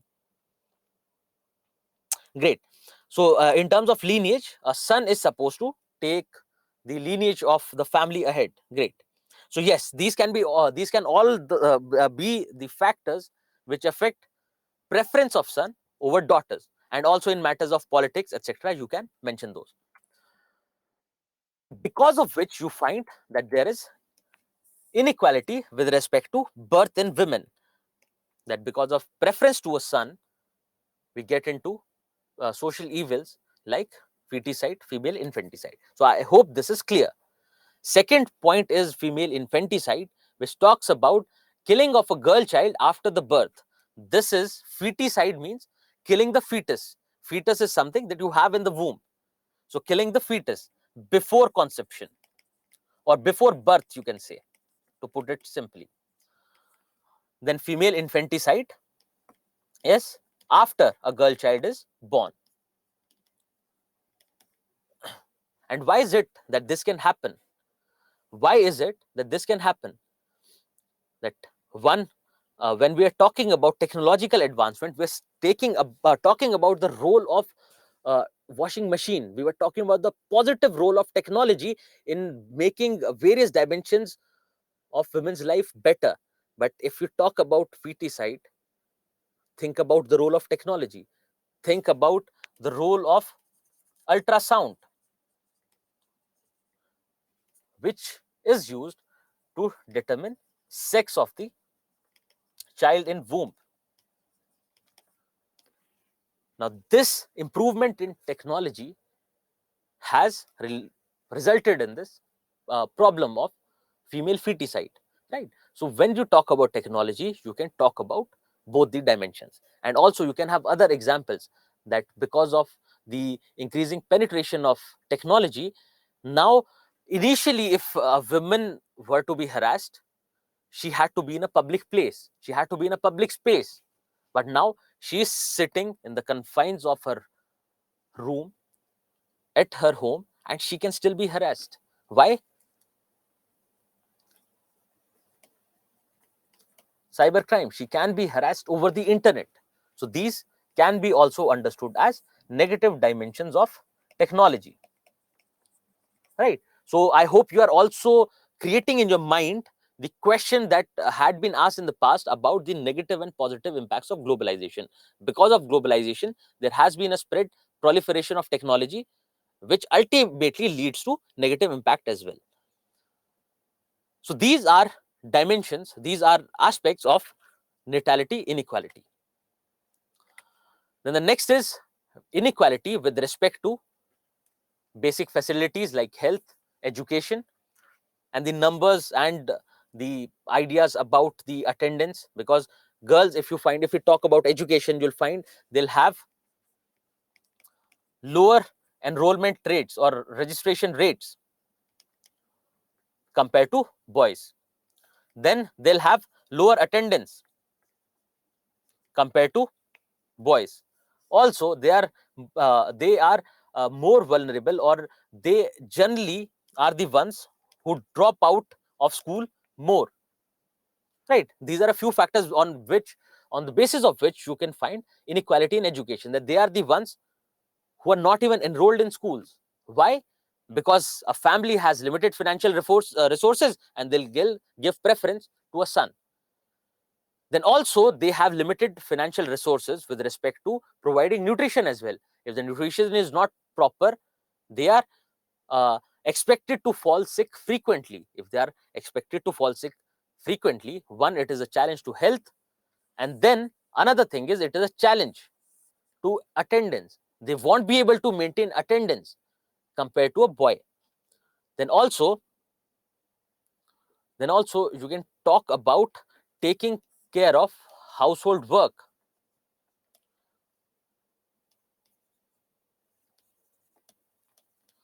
Because a girl is expected to contribute to the household work, a girl is expected to get married and then contribute to the household work of the in-laws family or the husband's family.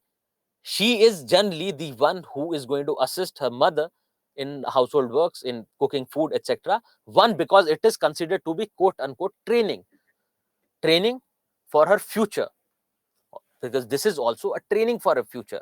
But this is again stereotyped, gender stereotyped role, because of which they are generally, you'll find lesser attendance. Because say talk about menstruation, talk about traditional Indian society, and you can relate these things. And there's a lot of girls and might have faced the same, and the chances are they would have faced the same. So you generally, it is the girl who's helping the mother. Now think about the biological cycle of menstruation in women. In traditionally in Indian society, you find that during menstruation, the women are not supposed to enter the kitchen. Now, because of that kitchen entry ban for that limited period, someone has to take up household responsibilities. Now the elderly cannot be expected to help to that extent, and it is generally the girl who was previously going to the school who has to take a break from the school and help her family with the household work. So I hope you understand and relate this household work with menstruation as well. So one is because of gender stereotyping, that they are the one who are expected to help the mother in with household work, and then with respect to menstruation. Then the dropout rates, can someone suggest what can be the uh, issue with dropout rates? Why the dropout rates in girls are higher? Early marriage, great. Nikat has, or child marriage is one problem. Then what can be other factors of dropout? Transportation, I did not get it. Oh yes, transportation, now I get it. So basically, once you get into, say, higher schools, and this dropout rate increases as you move higher. So because of the distance that you have to travel, particularly in remote areas, and that's why you see that one of the populist measures that it is generally is say getting girl children or girl students a bicycle by political parties during elections. So one, it can be thought of as a tool of empowerment, but generally it is done for populist measures. Great. So also it can be harassment in public, because now they're more vulnerable because of increasing age. Now they fall into the category of who can be a victim of rape and other sort of sexual and physical violence. Then because of issue of health, because of malnutrition, great, because of malnutrition, they can be the ones who generally do not. A child labor, see, child labor is generally related to boy child. So child labor cannot be mentioned. Yes, unpaid labor can be. Then now, say we see that there is inequality with respect to health. Now we are looking at these primarily in terms of girl child, but this applies to all the women in every age. So even the mother will get less nutrition compared to, say, the father. She'll also fall sick frequently. Apart from menstruation, the mother will also fall sick frequently, because of which the girl child might have to take up the entire responsibility of the household. So I hope you are able to relate these aspects, because there can be multiple dimensions to it, and you should be able to understand. It is more about understanding, because the answer will follow. If there is a direct question, the answer will follow. So safety, security issue, yes. And then family income, because with increasing age, the expenditure on education will increase. Great.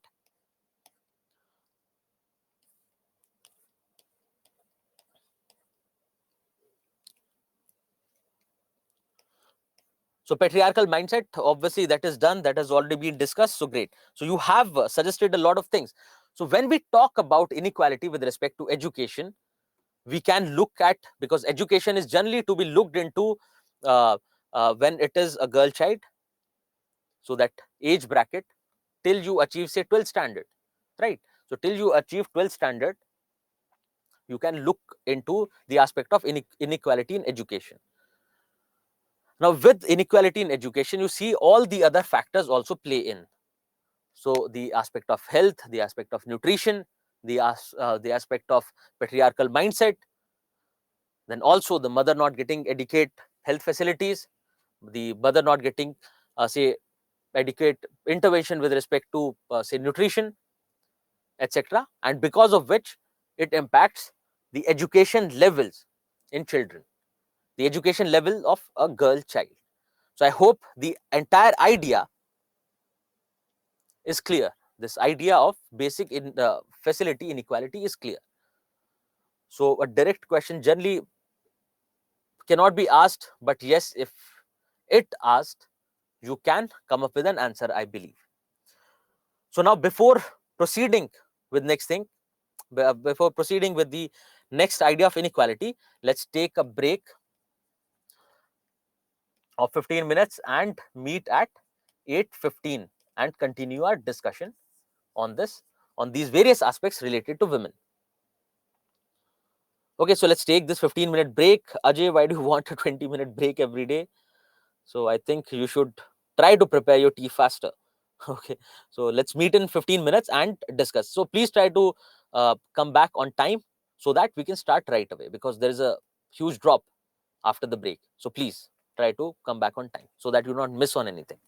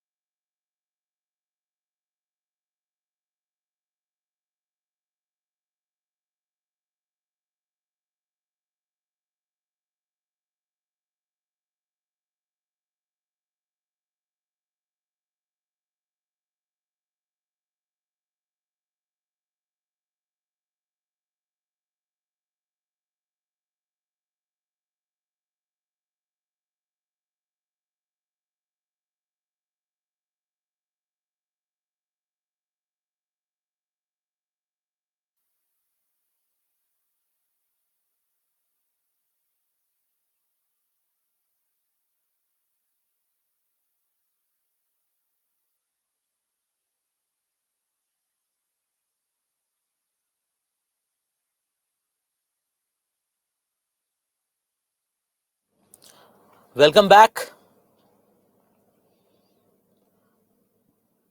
Okay, so a few more suggestions with respect to achieving better educational status. So this educational status, Chinmay's comment is that society not allowing women to get higher education, because with higher education they'll have better opportunities, better status, and with the patriarchal mindset we have, the just this fact that women having a better status, women asserting their rights, asserting their identity. Good. So I hope you are enjoying this process of learning, feeling empowered in a way that now you are able to break down things, now you are able to come up with suggestions, and this is the process of empowerment that we're talking about. And merely telling you what is it is not something that you learn, is something that you remember. So now that you are conceptualizing yourself, I hope you are getting more confident with respect to the questions that can be asked and your capacity to answer those questions. So let's proceed with spatial opportunity inequality. So opportunities in terms of higher education and in terms of skilling. So one idea can be, as suggested by Chinmay, can be that of patriarchal mindset of our society, wherein the men uh, feel that they should be the ones who should dominate in all spheres of life. And with respect to higher education as well, you'll find more and more women, more and more women dropping out of schools, not going for higher education, not getting enough economic opportunities thereafter. Why? Because it is your economic opportunities are linked to your education and the opportunities you get for training. So this kind of spatial opportunities are also missing. Now these spatial opportunity can also be thinked in terms of opportunity in the political sphere, right? Then if we talk about the professional inequality which follows from the inequality in education, because if women are not given adequate training, if they are not given higher education, if they are not provided with higher education, you'll find that their participation in work is going to be low, that less and less number of women would be there who are participating in work, because they cannot find a gainful employment without proper education and skilling. Then you talk about the inequality that is there at the workplace. So one is not getting enough job opportunities, hence labor participation rates being low. Then you can talk about the inequalities that are associated with the terms of employment. If you talk about the terms of employment, what are generally the terms? The duration of work, security with respect to work, wages. So you'll find there is a gap with respect to wages when you consider men and women. Then there is a gap with respect to promotions. And with these things, what you can do is you find various reports, etc., in the news, and you can use those as examples. You can mention them as an example to these forms of inequalities. For instance, recently, LinkedIn Opportunity Index was released in 21, that is an year ago, and therein, close to 80% of women were saying that they did not get promotion. They were treated uh, in unequally, or they were discriminated against in matters of promotion at work. Then the wage gap you can talk about. Then you can talk about various terms of employment related to maternity relief. Now with maternity benefit act,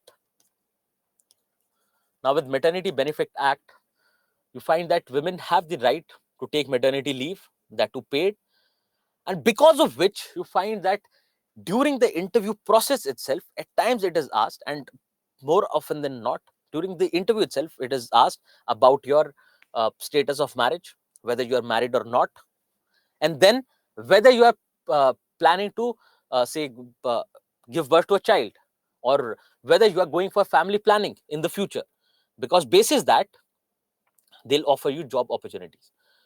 So married women particularly are more vulnerable to this. Married women are generally who will get less job opportunities. So no equal economic opportunity, longer tenure of work, they work more number of hours compared to men, and they get less wages for the same. Then exploitation at the workplace, it can also be thought of in terms of sexual harassment. It can be talked about in terms of exploitation with respect to work, for instance, working more, women being laden with job responsibilities, no equality of opportunity in promotion. In that respect, I mentioned an example from LinkedIn opportunity index.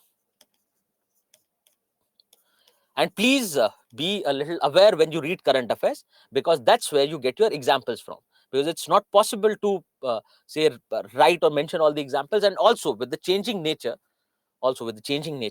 you find that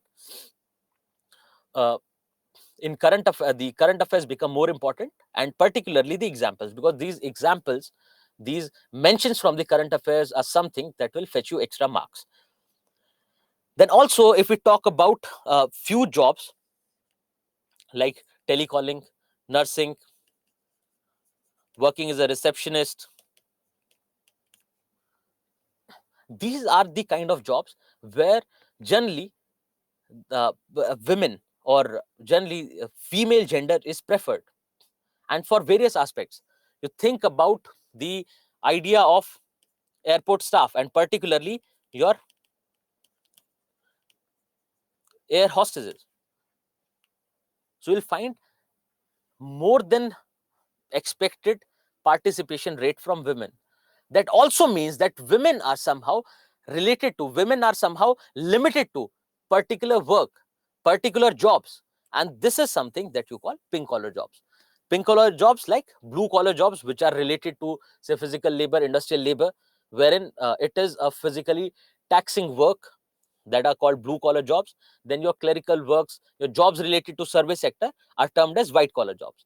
Then you have these pink collar jobs, wherein you find that women are generally limited to these jobs. So I hope you got this idea.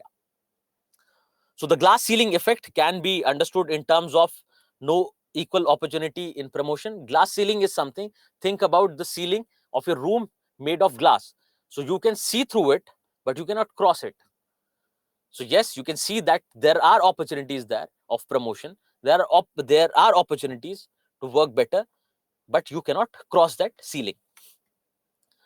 Then related to this, now you see that because of lower status of education, because of less opportunities with respect to job, because of increasing wage gap between men and women, you find that it is generally women where you'll find more instance of poverty as compared to men.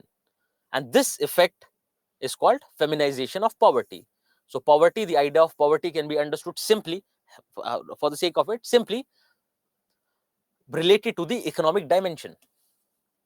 We're not factoring in other dimensions right now. Economic dimension of poverty, wherein you do not have sufficient money to take care of your day-to-day needs, to take care of your food, housing, etc. needs. And we find that there is more instance of poverty in women as compared to men. Now, reasons can be lack of income, lack of capabilities, various gender biases that are present in the society that we have just talked about. So this is this idea of feminization of of poverty.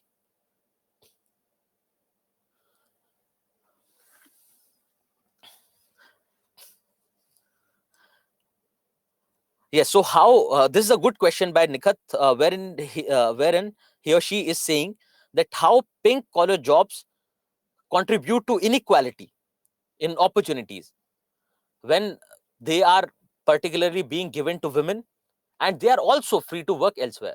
Now there are two things.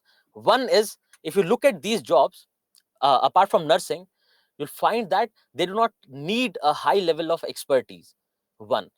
So they do not need say very specialized skills. And also you see that there is no scope of promotion. Once a nurse, always a nurse, because the maximum that you can achieve is becoming a senior nurse, maybe, and maybe in a better hospital.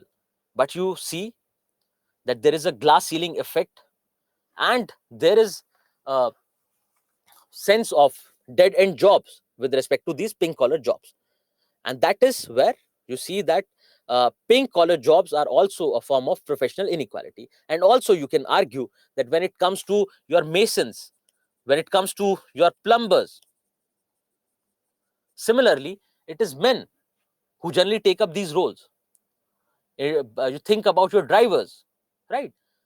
But also you see that with low levels of skills, because women do not get adequate training, they do not get adequate training opportunities, and hence do not develop specialized skills, and that is the reason they have to restrict themselves to these kind of jobs. So I hope your question and idea is clear, and it is a good question, and you should keep storming your brain for that matter. Then related to this is the dimension of feminization of poverty, wherein we find increasing inequality in the standard of living between men and women. And now again, also if you look at these, can I say that migration is a reason for this? Can I say migration is a reason for this? And I expect the kind of question that Nikat has asked others, I expect this question from others as well, so that you're thinking. Because previously we were saying it is about the capability, it is about the freedom that has to be given. So yes, women are free to work elsewhere, but where are the job opportunities? So can we say that migration can be a factor of feminization of poverty? And if yes, how it can be a factor of poverty or feminization of poverty rather? How can migration contribute to feminization of poverty? Can you please suggest? Think in terms of men migrating to work elsewhere and leaving the household and the agricultural responsibilities on women. Think in those terms.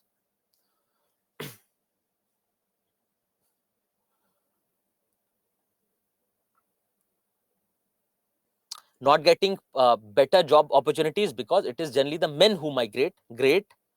Then dual burden of work on female. Yes, that also contributes to the same. Then they would not be able to take care of their nutritional requirements, etc. Because it is generally the female. It is generally the female who compromise with respect to this. Female-led, it will lead to female-led households and also feminization of agriculture. Great observation.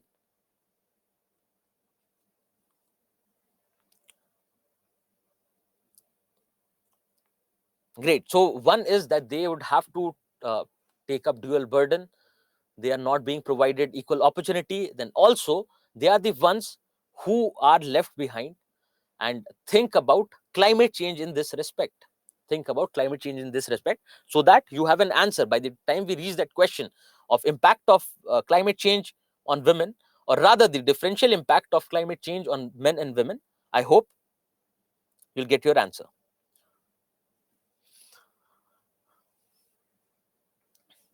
Great. So with this, we move on to the inequality in ownership. Now you find that even though there is this going on feminization of agriculture, there is this going on feminization of agriculture, wherein more and more women labor is going into agriculture because of lack of other income opportunities. But with that, you see that more and more number of women do not own the property. It is generally the men in whose name the property is there, and women, because yes, we think of it as a family thing, we think of it inside the limits of family. But you see, if you think from a perspective of women, or you move outside the bubble and you look at it, then you'll find that women are working like landless laborers. And also because of this reason, you find that there is increasing feminization of poverty. Why? Because women are the ones who do not have any property in their name. And even with the Succession Act being amended, and now women have equal rights with respect to ancestral property, the property of her father and mother, but still you find that the use has been limited. Not many women claim the property from their fathers and mothers. Again, there is stigma attached with it, because women are generally asked to move out of family if they claim their right to property. Also, if you see that if women do not have property in their names, if they are not taking it from the father or mother, also they are not even taking it from the in-laws. Even at her in-laws place, it is generally the male members of the family who have the property in their name. So this inequality in ownership. Now this inequality in ownership, can this be linked to other material aspects as well? This inequality in ownership, can this be linked to other material aspects? If yes, then what is it? And great observation, Sneha, when she says that generally, why do we have this ownership inequality traditionally?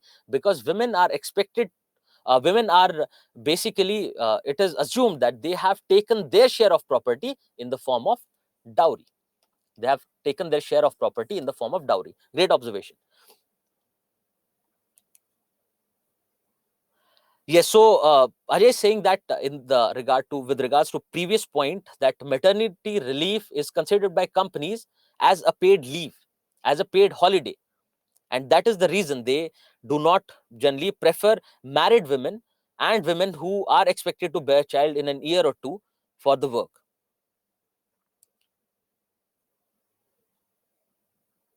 Okay, so any other idea about ownership inequality? Think about ownership of, for example, mobile phones, because ownership, it is not with respect to immovable property but movable property as well. Even though women are the one who bring in wealth, who bring in jewelry, who bring in money from her parents home to her in-laws home, but generally they are the one who do not have any ownership rights with respect to the dowry. Can that be considered?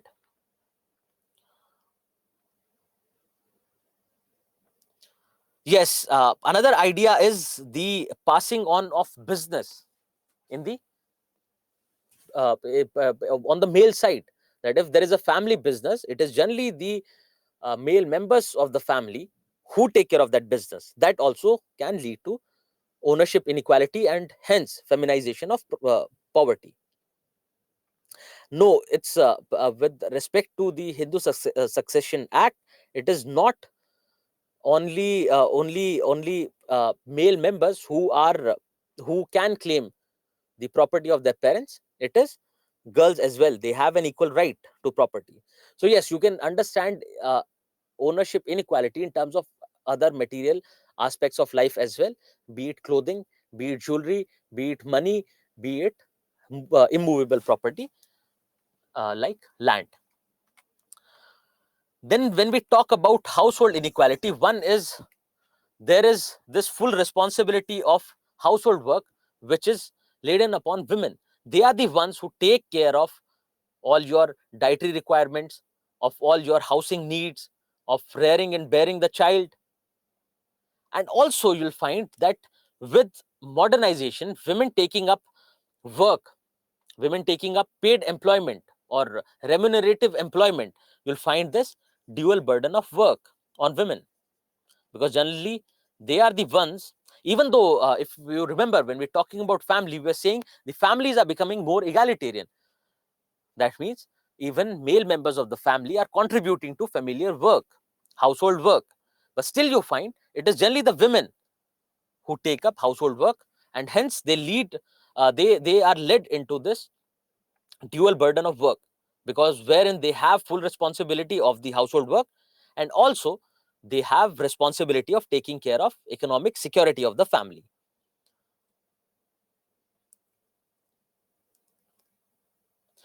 So someone has asked this question that dowry, can't it be taken back by women in case of a divorce? Now the thing is, dowry is anyways prohibited is anyways banned. So there are no legal rights, because there can be no legal rights to something that on paper has not been transferred, right? So that money is not transferred, that wealth is not transferred on paper. Then also you talk about marital disparity, wherein it is generally, think about take idea of say modern society. Think about a girl living in Delhi. She is working in a corporate, and then after marriage, because of the patrilocal setup, and also with respect to neo-local setup as well, you can think, it is generally the occupation, it is generally the job of the boy which is considered in neo-local setups.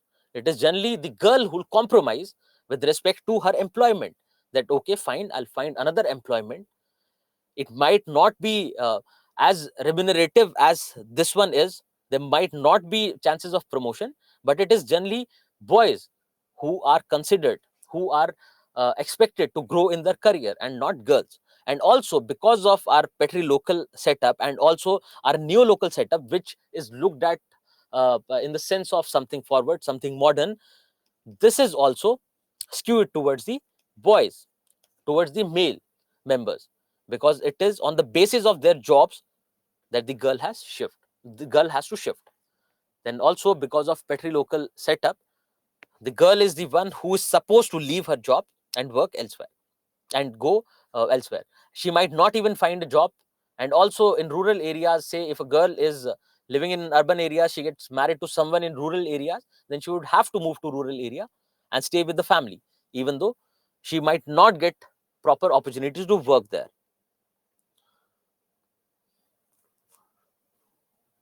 So marital disparity can be in terms of the patrilocal setup. Marital disparity can be in terms of she is the one who has to take up all the household work after the marriage, and it is not just the responsibility of her husband, it is responsibility of the entire family. So what we were saying is, with respect to education, we had seen attendance rates, etc., that she is the one who has to take care of household responsibilities before marriage, and she is the one who has to take care of household responsibilities after marriage. Then if we talk about women in relation to politics, that uh, what kind of inequalities that you find in politics. So in terms of representation, if you look at numbers, that you do not have as many women in your parliament compared to men. Then also with representation, you find that in take example of PRIs, where you have reservation for women who can become representatives. There also you'll find disparity, in the sense that if there is a girl who, if she can be married unmarried, if there's a girl who is from a political family, but that constituency, it is, the seat is reserved for the girl, for women. Now what happens is, they will make her the representative, they will make her fight the election, and if she wins the election, you find these kind of things happening. And this is the idea, and this is something that I've taken from a series called Panchayat, and wherein you find this concept of pradhan pati, wherein it is the husband or the brother or the father who will take up that responsibility, political responsibility of the women.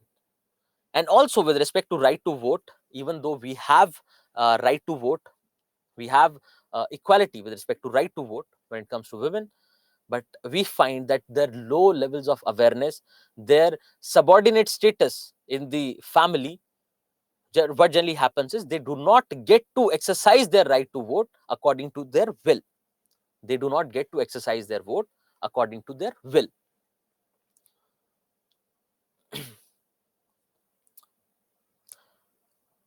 So why is there less participation of women in politics? Yes, it's a good question, but the answer is very generic and simple: because of the patriarchal norms. Because generally, traditionally, they do not have a very good status in society.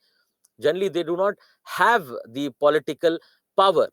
They are not accepted as strong socially, and they are not accepted as leaders for that matter, because society finds it difficult to look at women in the role of leaders. So these can be factors. There can be other multiple factors, because politics also entails a lot of public dealing, and then there can be an issue of harassment in public, and you have seen at times things that have happened. You can uh, take example of Mamta Banerjee, how she was treated, right, in public. So yes, you can have various forms of inequality with respect to politics as well. And also, Akula has suggested that our patrilocal, patrilineal, and patriarchal setup is also the reason. Yes, absolutely, it is, because women, with increasing feminization and poverty, and also you know that in politics you have to have say economic stronghold as well. Also, they are the ones who would move out of there, because if you belong to one constituency, you are a strong woman, everything, but generally because of the patrilocal setup, you would have to move out.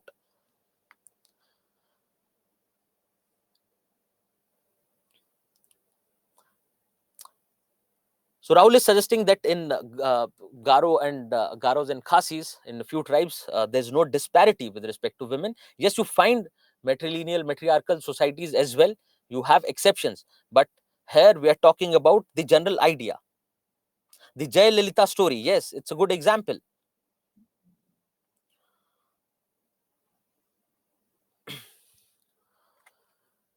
With that, we move on to the role of women and religion, how they are being treated unequally with respect to religion.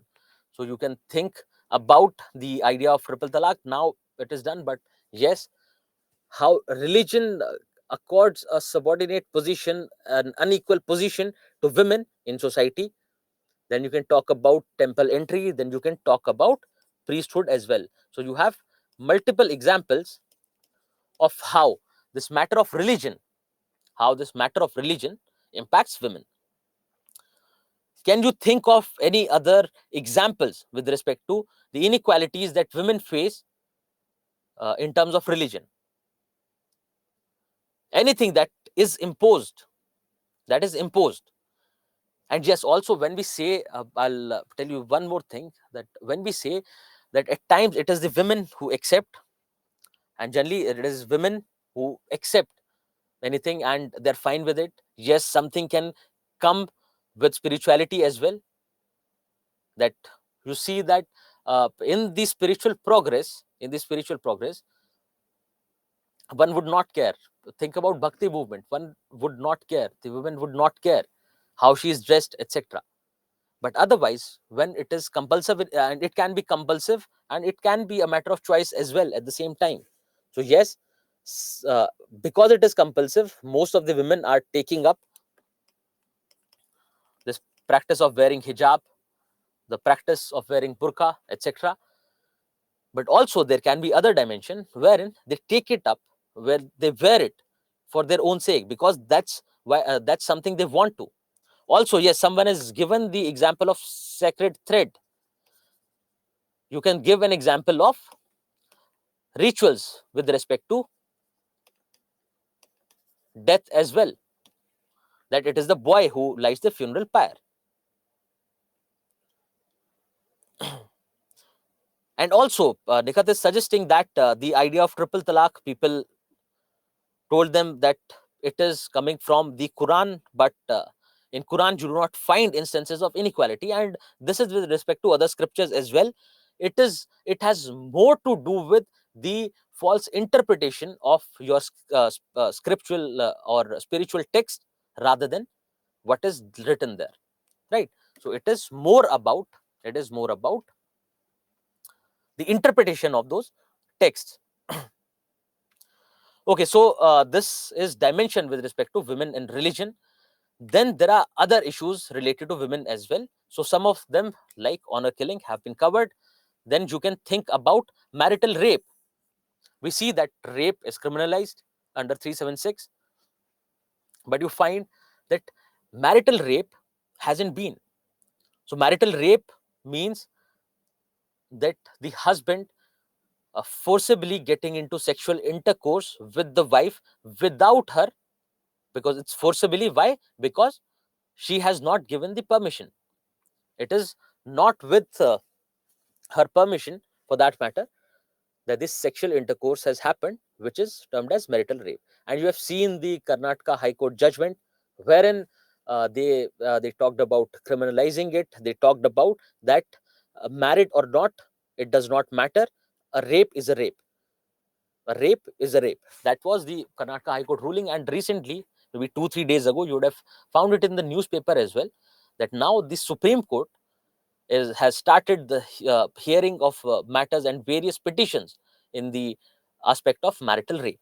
So this is one other thing, and you again keep yourself updated with current affairs, so that whatever judgment comes here, because this is something which can lead to empowerment as well. If you find a judgment which favors or which criminalizes marital rape, and ultimately say legislative changes are brought about, you can think of it as a matter of empowerment as well. So yes, consent is important. If there is no consent, be it a married woman or a single woman, it does not matter. Then objectification of women. Now objectification can be understood as treating someone like an object. That is what object is. Now object is lifeless, an object is having a price, etc. These can be understood as features of an object. So treating women like objects, treating women like lifeless creatures, not taking their opinion. Do objects have opinion? No. Not considering their opinions, not considering their emotions, putting a price on women. Now these can be thought of in terms of various practices. For instance, prostitution, right? So these can be some issues wherein you can understand objectification of women. You are giving other examples like eve teasing, right? So wherein the women, her ideas, her emotions are not considered, uh, her say social identity is not considered, and therein you find problems like eve teasing, rape can be related to objectification of women. Then yes, women married against her will, right? So these are the ideas which can be related to objectification of women. Now this is a dimension that you have to remember, because again we're working on a psychological level as well, because this is something that is working on a psychological level, that we do not treat our women equally, we do not treat our women like living beings, we do not consider their the human aspect related to women, we put a price tag on them, which manifests in various social evils that are there. Then you can think about cybercrime, wherein we say that they need not even go to public places. They can be at their home and still get harassed, because with increasing penetration of technology, we see that the world is becoming borderless. Now the boundaries do not matter, and it applies to the household boundaries as well. So you can understand cybercrime in that way.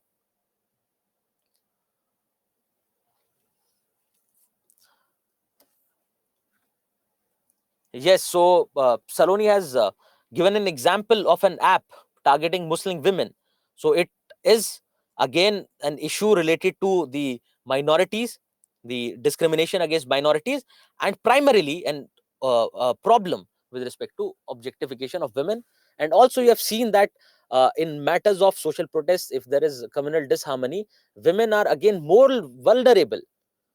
Women are more vulnerable to violence than men. And also you have seen horrible incidents like Manipur incident recently. Then you talk about the psyche behind it. Why do women get targeted whenever there are violent conflicts? Can anyone think of it? Why are women targeted in matters of social conflicts? What is the psyche behind that?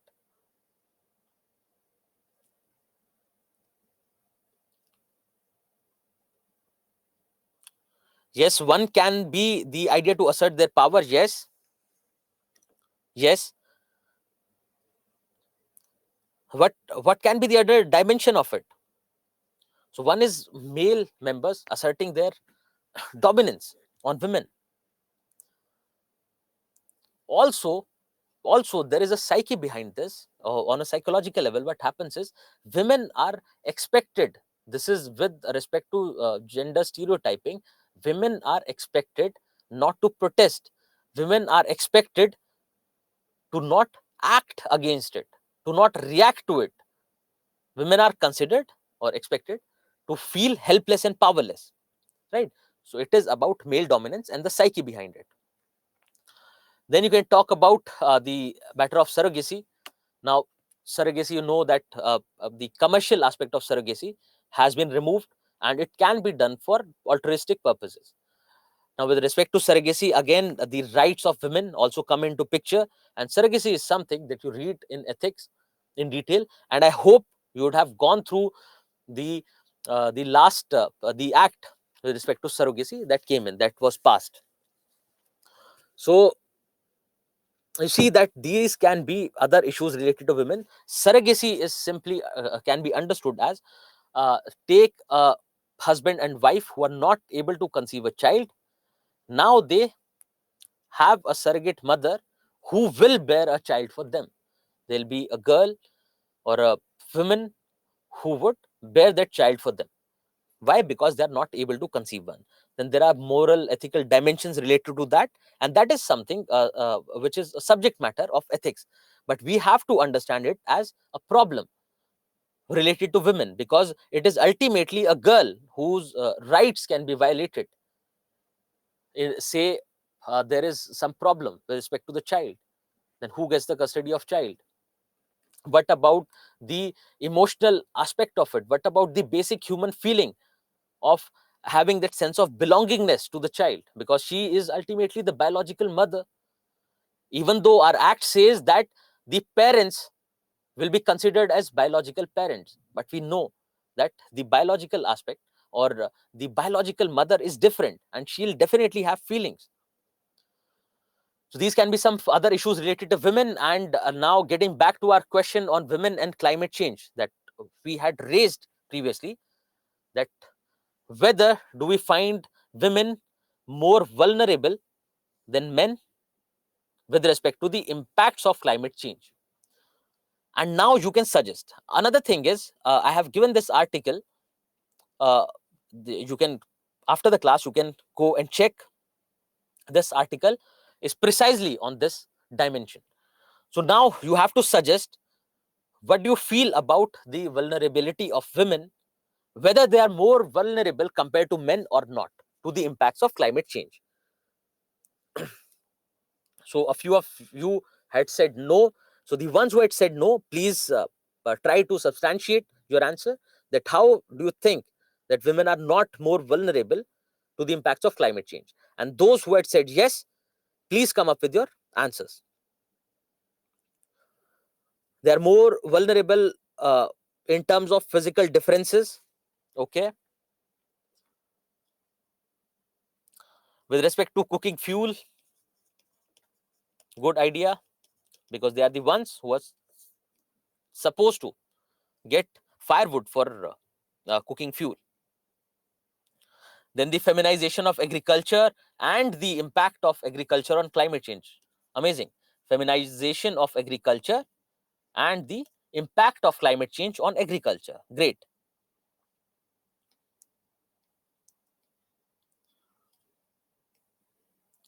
Then what other aspects are there? Please post your answers only once, because it's cannot go on reading again, because then it looks like they are two different answers, but I generally find them to be same. So please write your answers only once.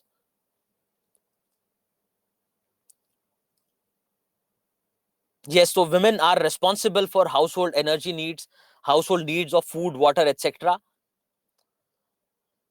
And you see that once an area is under the impact of climate change, these things change. And you can also think in terms of sanitation. What happens to the level of sanitation for that matter? Then again we find it is generally women who do not get adequate nutrition, and hence more susceptible to any changes, any disasters that follow with climate change.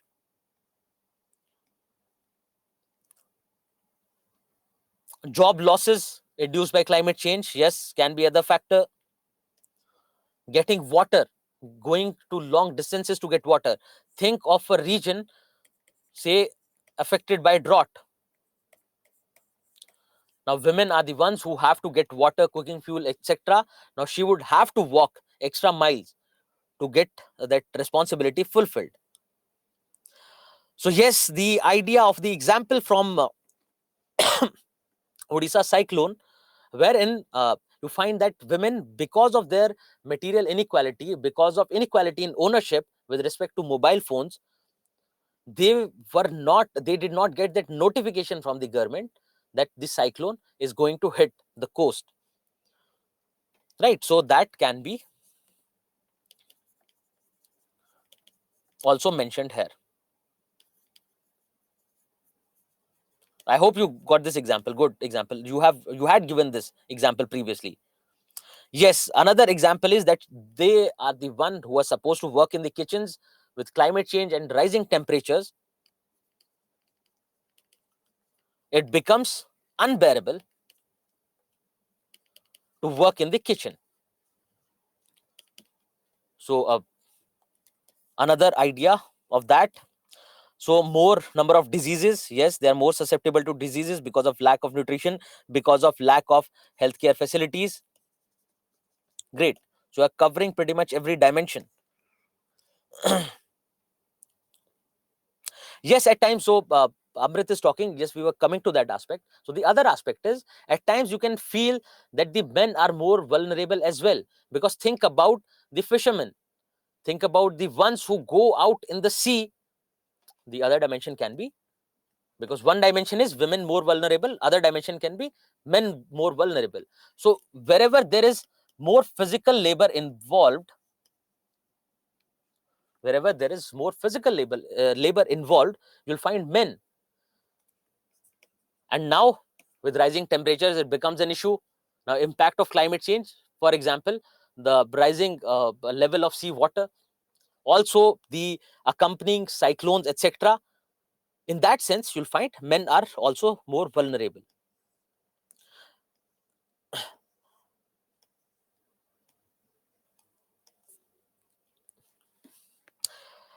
See, in this question, so someone has asked again. So the idea is to discuss this statement, wherein the statement is skewed towards the more that women are more vulnerable to these impacts. So the major part of your answer goes to that, but you do have to give a glimpse of how it can be true otherwise, how it can be true that men are more vulnerable. Great. Okay.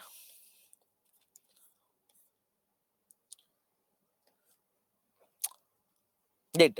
With just think of sanitation and think of floods. What happens in that case? Then climate induced migration also. And then also when you talk about the levels of awareness in women, they're generally low. And that is another reason that they'll have disproportionate effect of climate change as compared to men.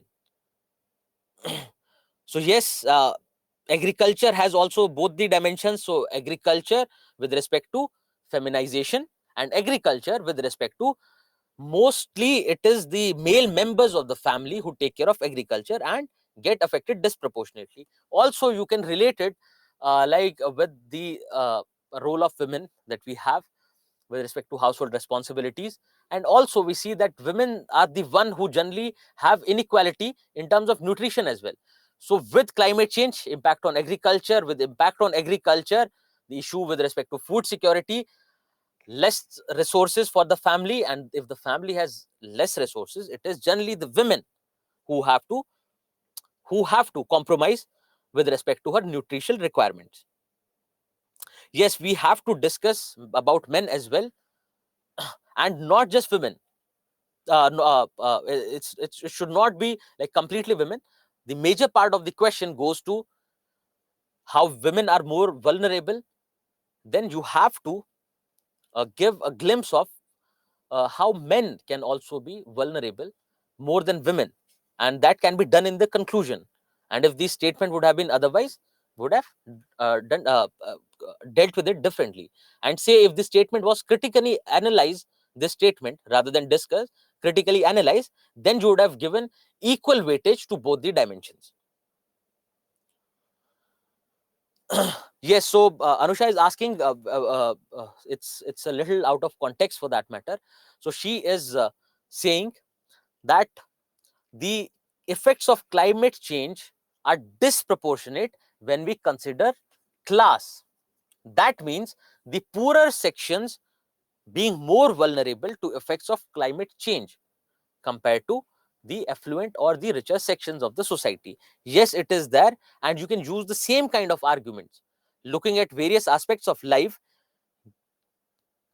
giving same lines of argument, you can reach that answer. Yes, it is right. But here we are discussing primarily about women and how climate change impacts women more than men. So, okay, so I hope you got your answer, you got understood this question. Now, this is a question that you have to practice as well. You have to try writing an answer to this, and also do go through this article so that you get, so you not get more points compared to this.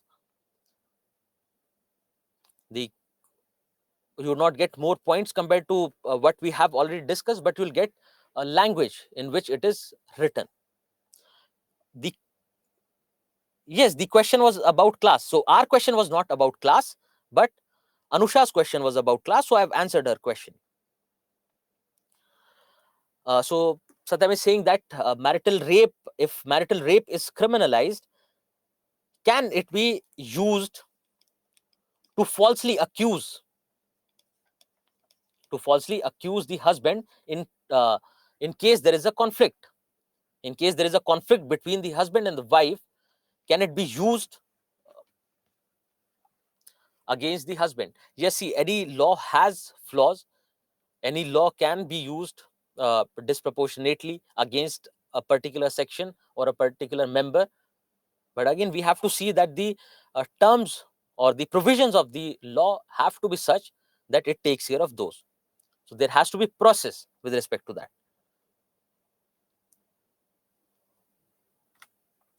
So this link you'll get, ultimately you'll get this link in the PPT, so you need not worry.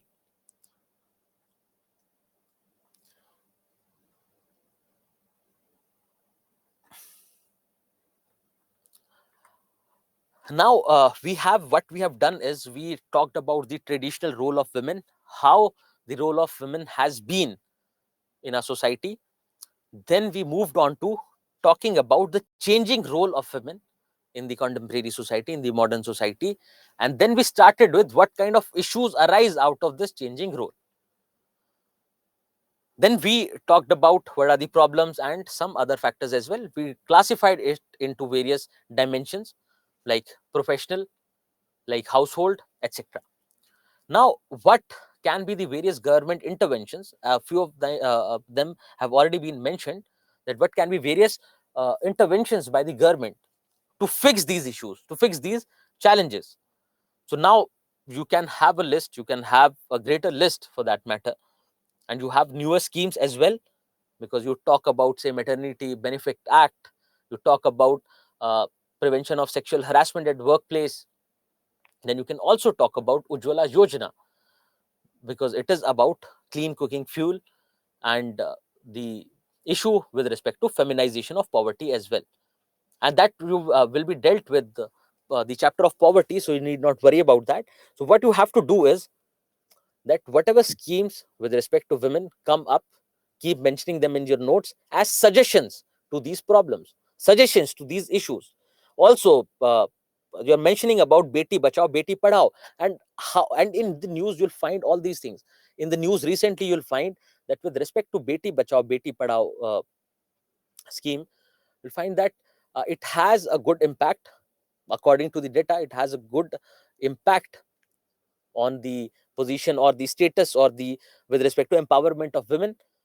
And you'll find that the newer data that is coming up in form of your National Family and Health Survey 5, you'll find that the improved sex ratio has been attributed to this Beti Bachao, Beti Padhao. But also, what you have to do is, because we are also looking at it from the point of paper 2, because part of vulnerable sections, and hence you can find a question on women in paper 2 as well. So you also have to look at the issues with respect to those policies. And this is something which has to be done on a regular basis from your current affairs. Because right now, the content that you are getting is more or less static, and you have to keep updating it with current affairs, right?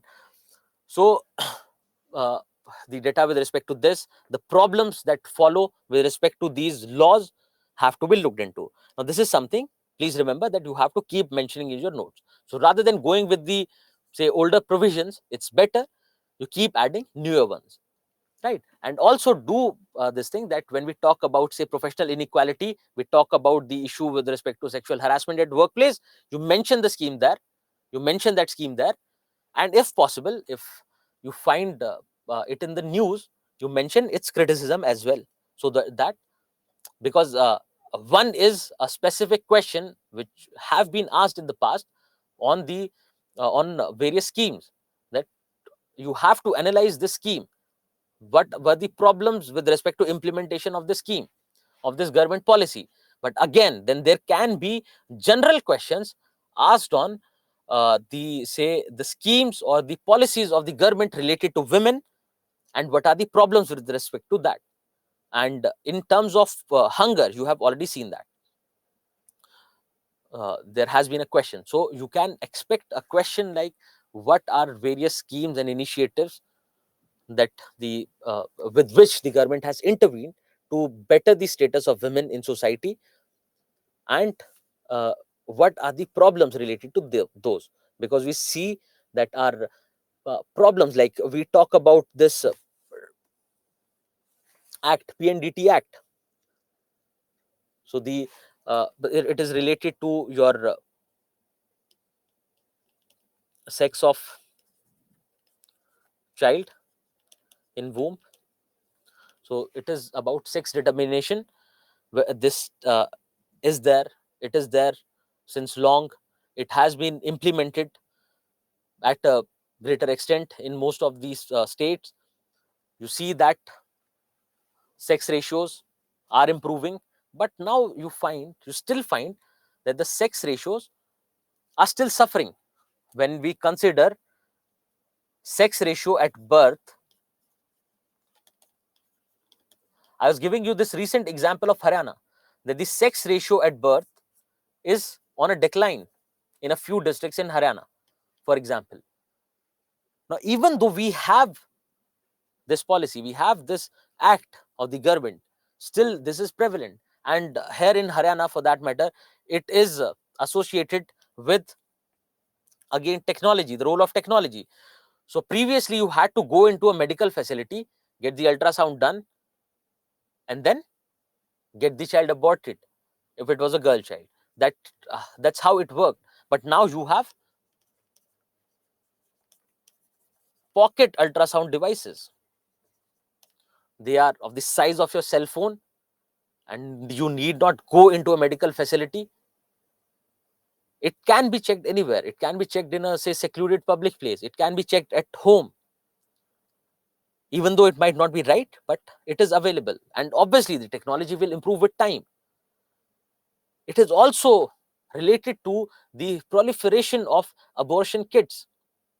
The abortion kits that are there, that are freely available in the market, even though it is regulated, even though they're not supposed to, you cannot get it simply in the market, but it is available. And that contributes to a lower sex ratio at birth in the at birth in Haryana. That was a recent article. So you, about these schemes, you have to be aware that these are coming up because of this pocket ultrasound device. You see that now you can check the sex of the child in womb and act accordingly. So because mere checking of sex won't help, then you have your abortion kits. They are like home abortion kits, like you have, say, various contraceptive pills, etc., that you can use. This is also a combination of pills that a woman can take and abort the child. So free availability of these kits, the technology in terms of pocket ultrasound contributes to this. So now you see that various issues that are there with respect to women have been discussed. We can see what can be the government intervention. If newer problems come in the news, keep mentioning them in your notes. And I hope this entire idea of the empowerment of women and the changing role of women, the issues, etc., is clear. Now, what we have to do is we have to look at these couple of questions. Now, this question, which was there in your chapter on globalization, wherein we said that you think about it, you try to write an answer, and we'll discuss it in detail. Now, if we talk about globalization and the positive and negative effects of globalization on women, what we have to do now, do not suggest answer, do not suggest the points, suggest what all dimensions we have to take.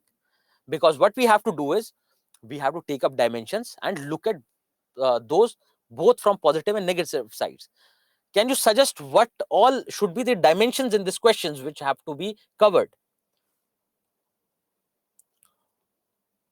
The role of technology, education, so that can be social for that matter. So education, healthcare, etc. Then it can be political, the economic aspect, which can be further divided into subparts. Then the role of technology, again, changing environment, climate change as a result of globalization, right? We have seen climate change as a result of globalization, and as a result of climate change, we have seen that women are also getting impacted. So yes, great, this can be a good breakup. Or climate change, it should be environment, because it's not just climate change, because it is again also related to better awareness with respect to environment, right? Also, there can be another dimension, that is emotional. Great, right? So now we have these dimensions, and what we have to do is we have to look at these dimensions both from positive and negative ends. Now, as you are suggesting that with respect to emotional aspect, they are more vulnerable now with increasing individualism. With respect to globalization, the idea of alienation can be linked here. Also, uh, with respect to emotion, if you want to see the positive side of it, can someone suggest the positive side of it? Can someone suggest the positive side of emotional aspect? That one is they feel more and more isolated. Yes, so with communication, with mobility, now they can talk to their friends. Now there is a better sense of social cohesion, in the sense that now there are various women movements for that matter. So one is mobility, then women movement, mobility in terms of one can now move from one place to another. Great. And also with globalization, with increasing levels of awareness, with increasing levels of economic opportunities, with increase in confidence, now women are getting emotionally stronger as well. Great.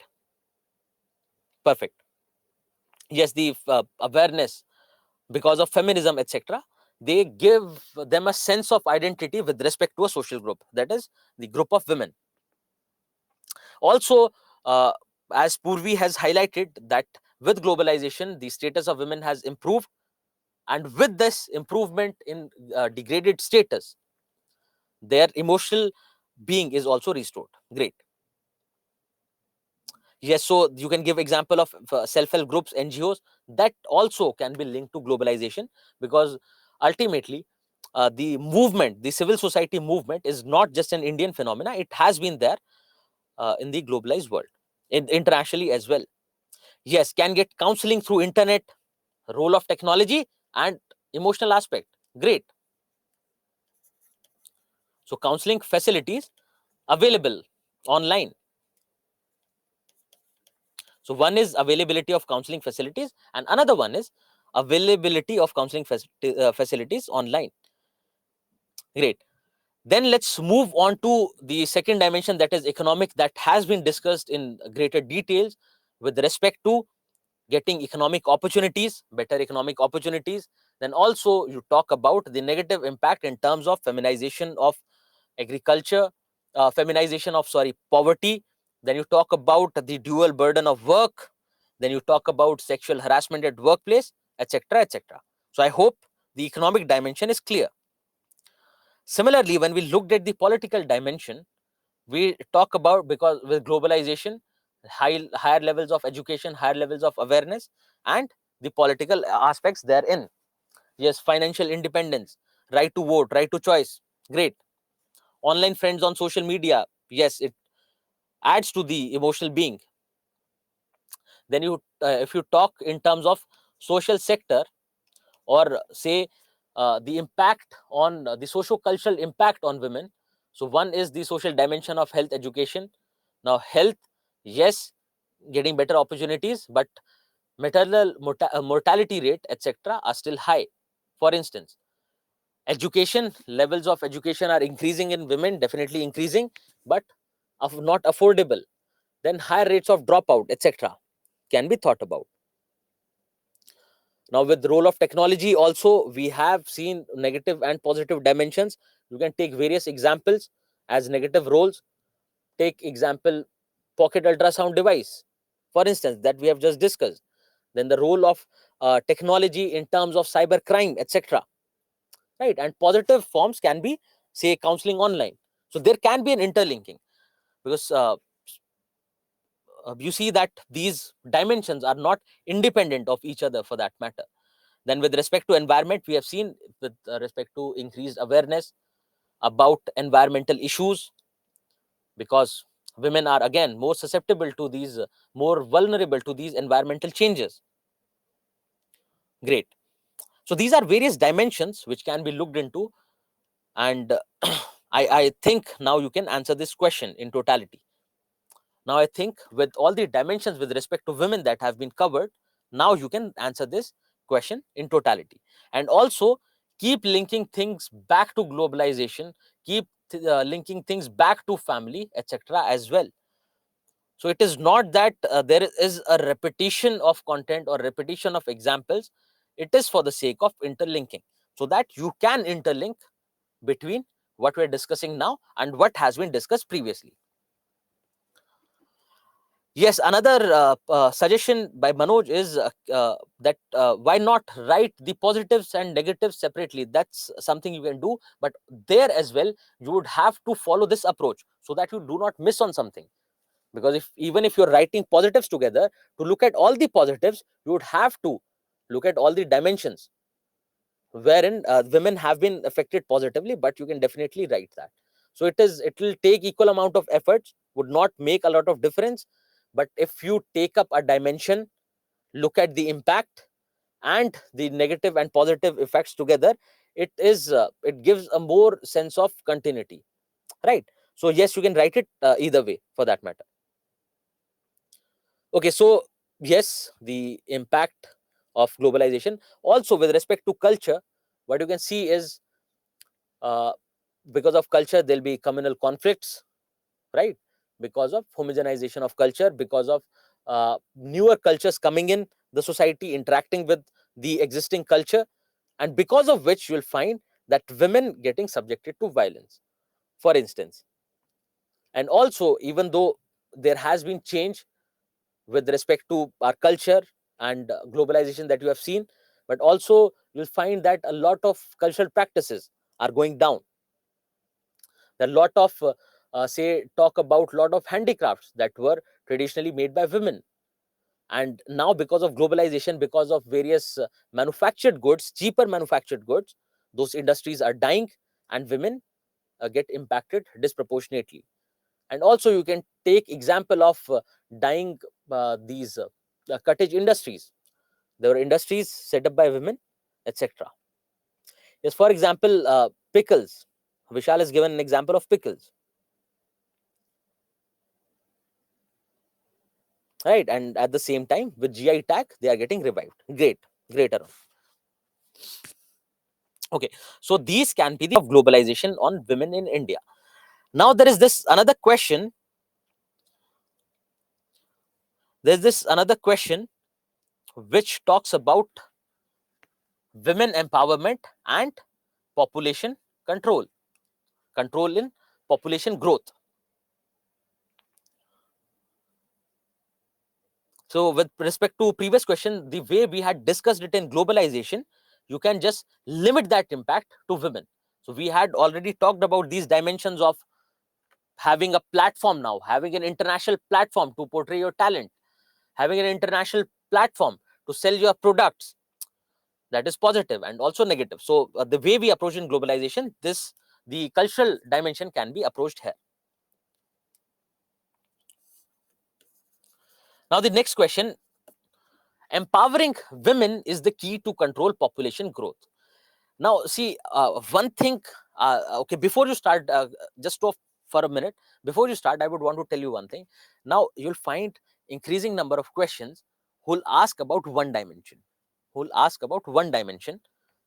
that women and population growth, right?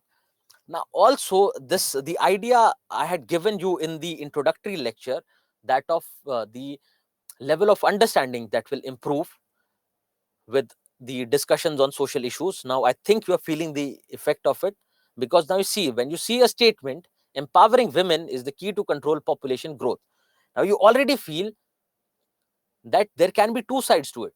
Yes, it can contribute to controlling population growth, but yes, there can be other factors, or it might not be the key to control population growth. So you understand there can be positives and negatives of it.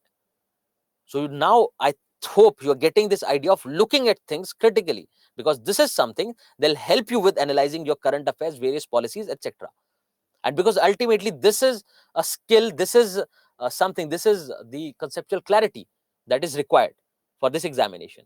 Now you see, the moment you look at this question, you get both the dimensions, that yes, it can be a key to control population growth, and on the other hand, it cannot be one. But then you look at the tail enders, what has been asked in the question. Now the question has asked you to write this answer in one dimension. You just have to write that empowering women is the key to control population growth. You have to write for this argument. But also, the something that grows with answer writing skills is that you will learn to include other dimensions that are not to be discussed in the question briefly, either in your introduction or in your conclusion. Now just before coming to the body, just think about introduction. One aspect is, can empower, there can be three questions here. One is this, so one can be, can there be other factors which can contribute to control of population? One aspect is this.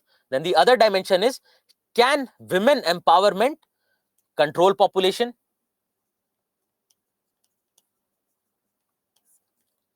This is another dimension.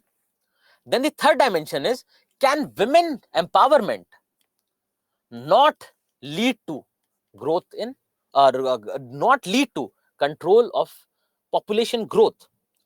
Three dimensions. Just think about these three dimensions. And we derived these from the question itself. So one dimension is, can there be other factors which can contribute to growth in population?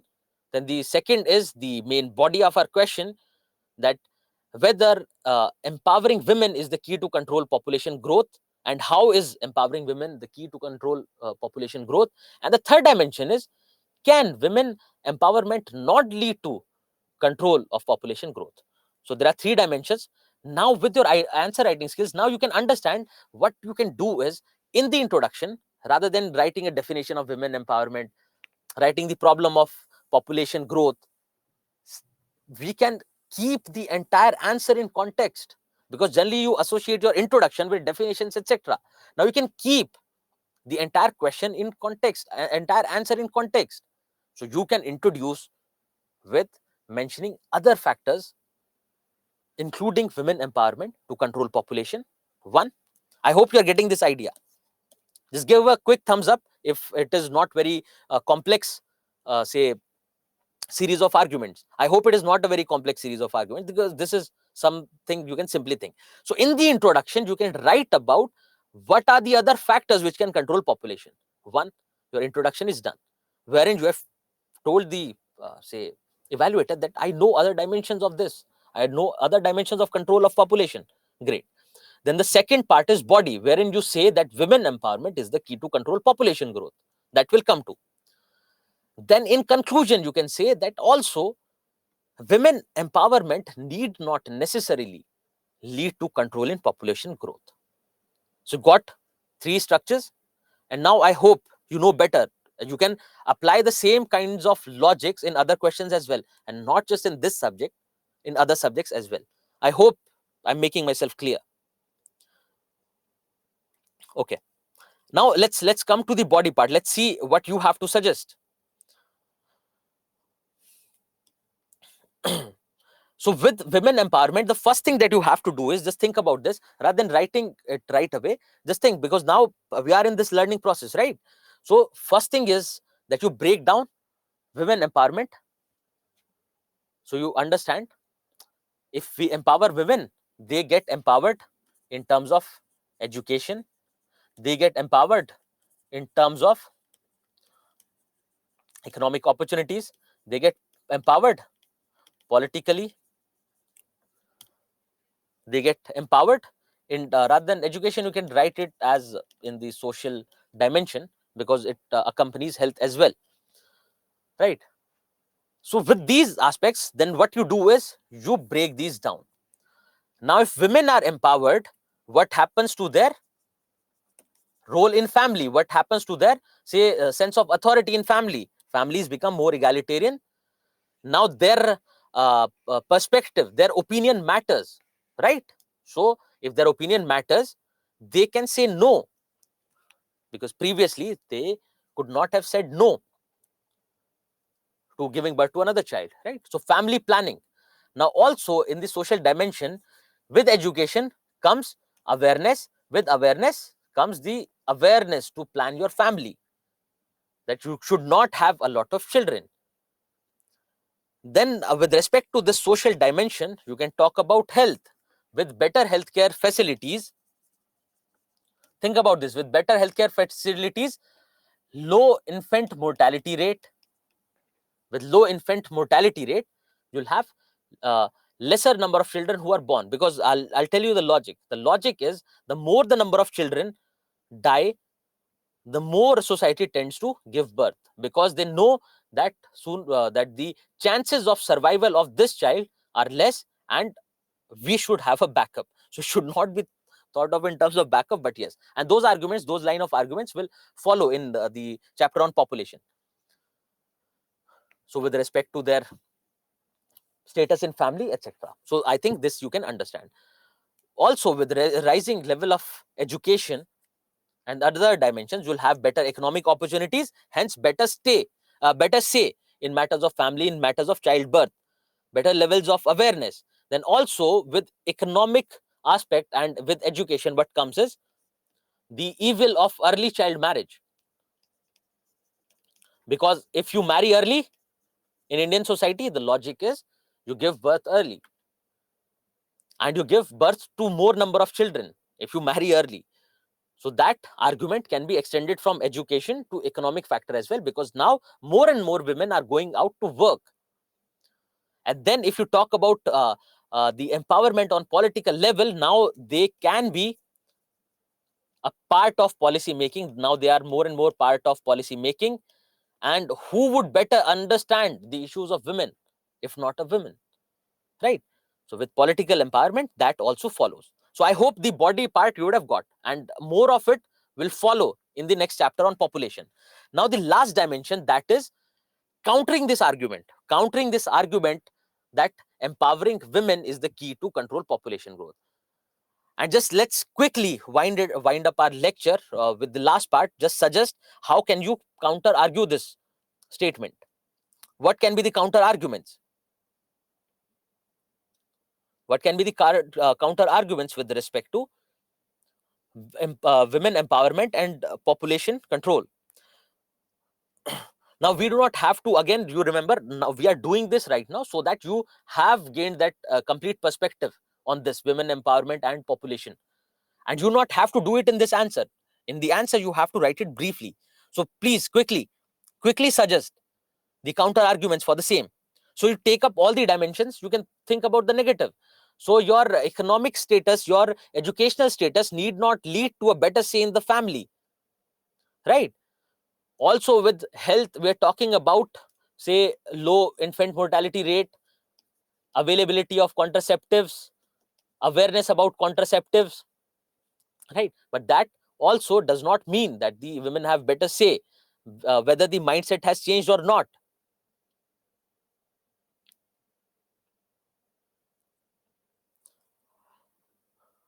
So also on the political level, yes, there can be policies with respect to that, and you're suggesting that as well.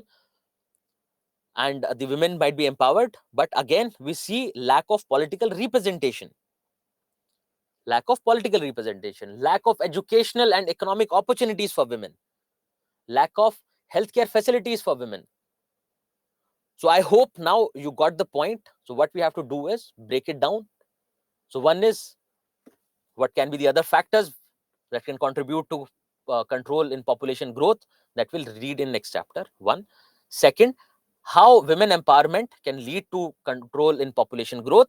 And the third argument is how it cannot.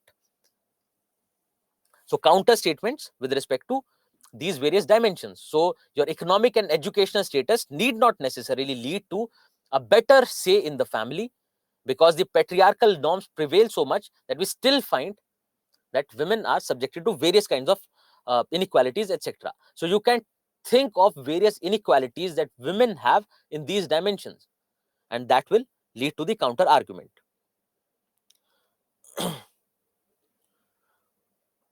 Yes, so I hope the discussion on this question is clear, and with this discussion we conclude our chapter on women empowerment, rather role of women. And women empowerment is followed, right? So we discussed about social empowerment, role of women, how they are related, how you have to apply the logic of social empowerment in other topics as well. And I hope you have understood this, and the interplay of various forces and the relationship between various chapters as well, be it population and women, be it globalization and women. So with this, we'll conclude for the day, and what we'll do is, tomorrow we'll start our discussion on population and associated issues. And sorry, not tomorrow, but on Monday. So you have 2 days off, and on Monday we'll meet again and discuss this. So please do write your weekly test, because this is how you practice, this is how you make your writing skills better, and this is how you ace your examination. So please do not be lazy, and yes, go for that. Okay, thank you everyone.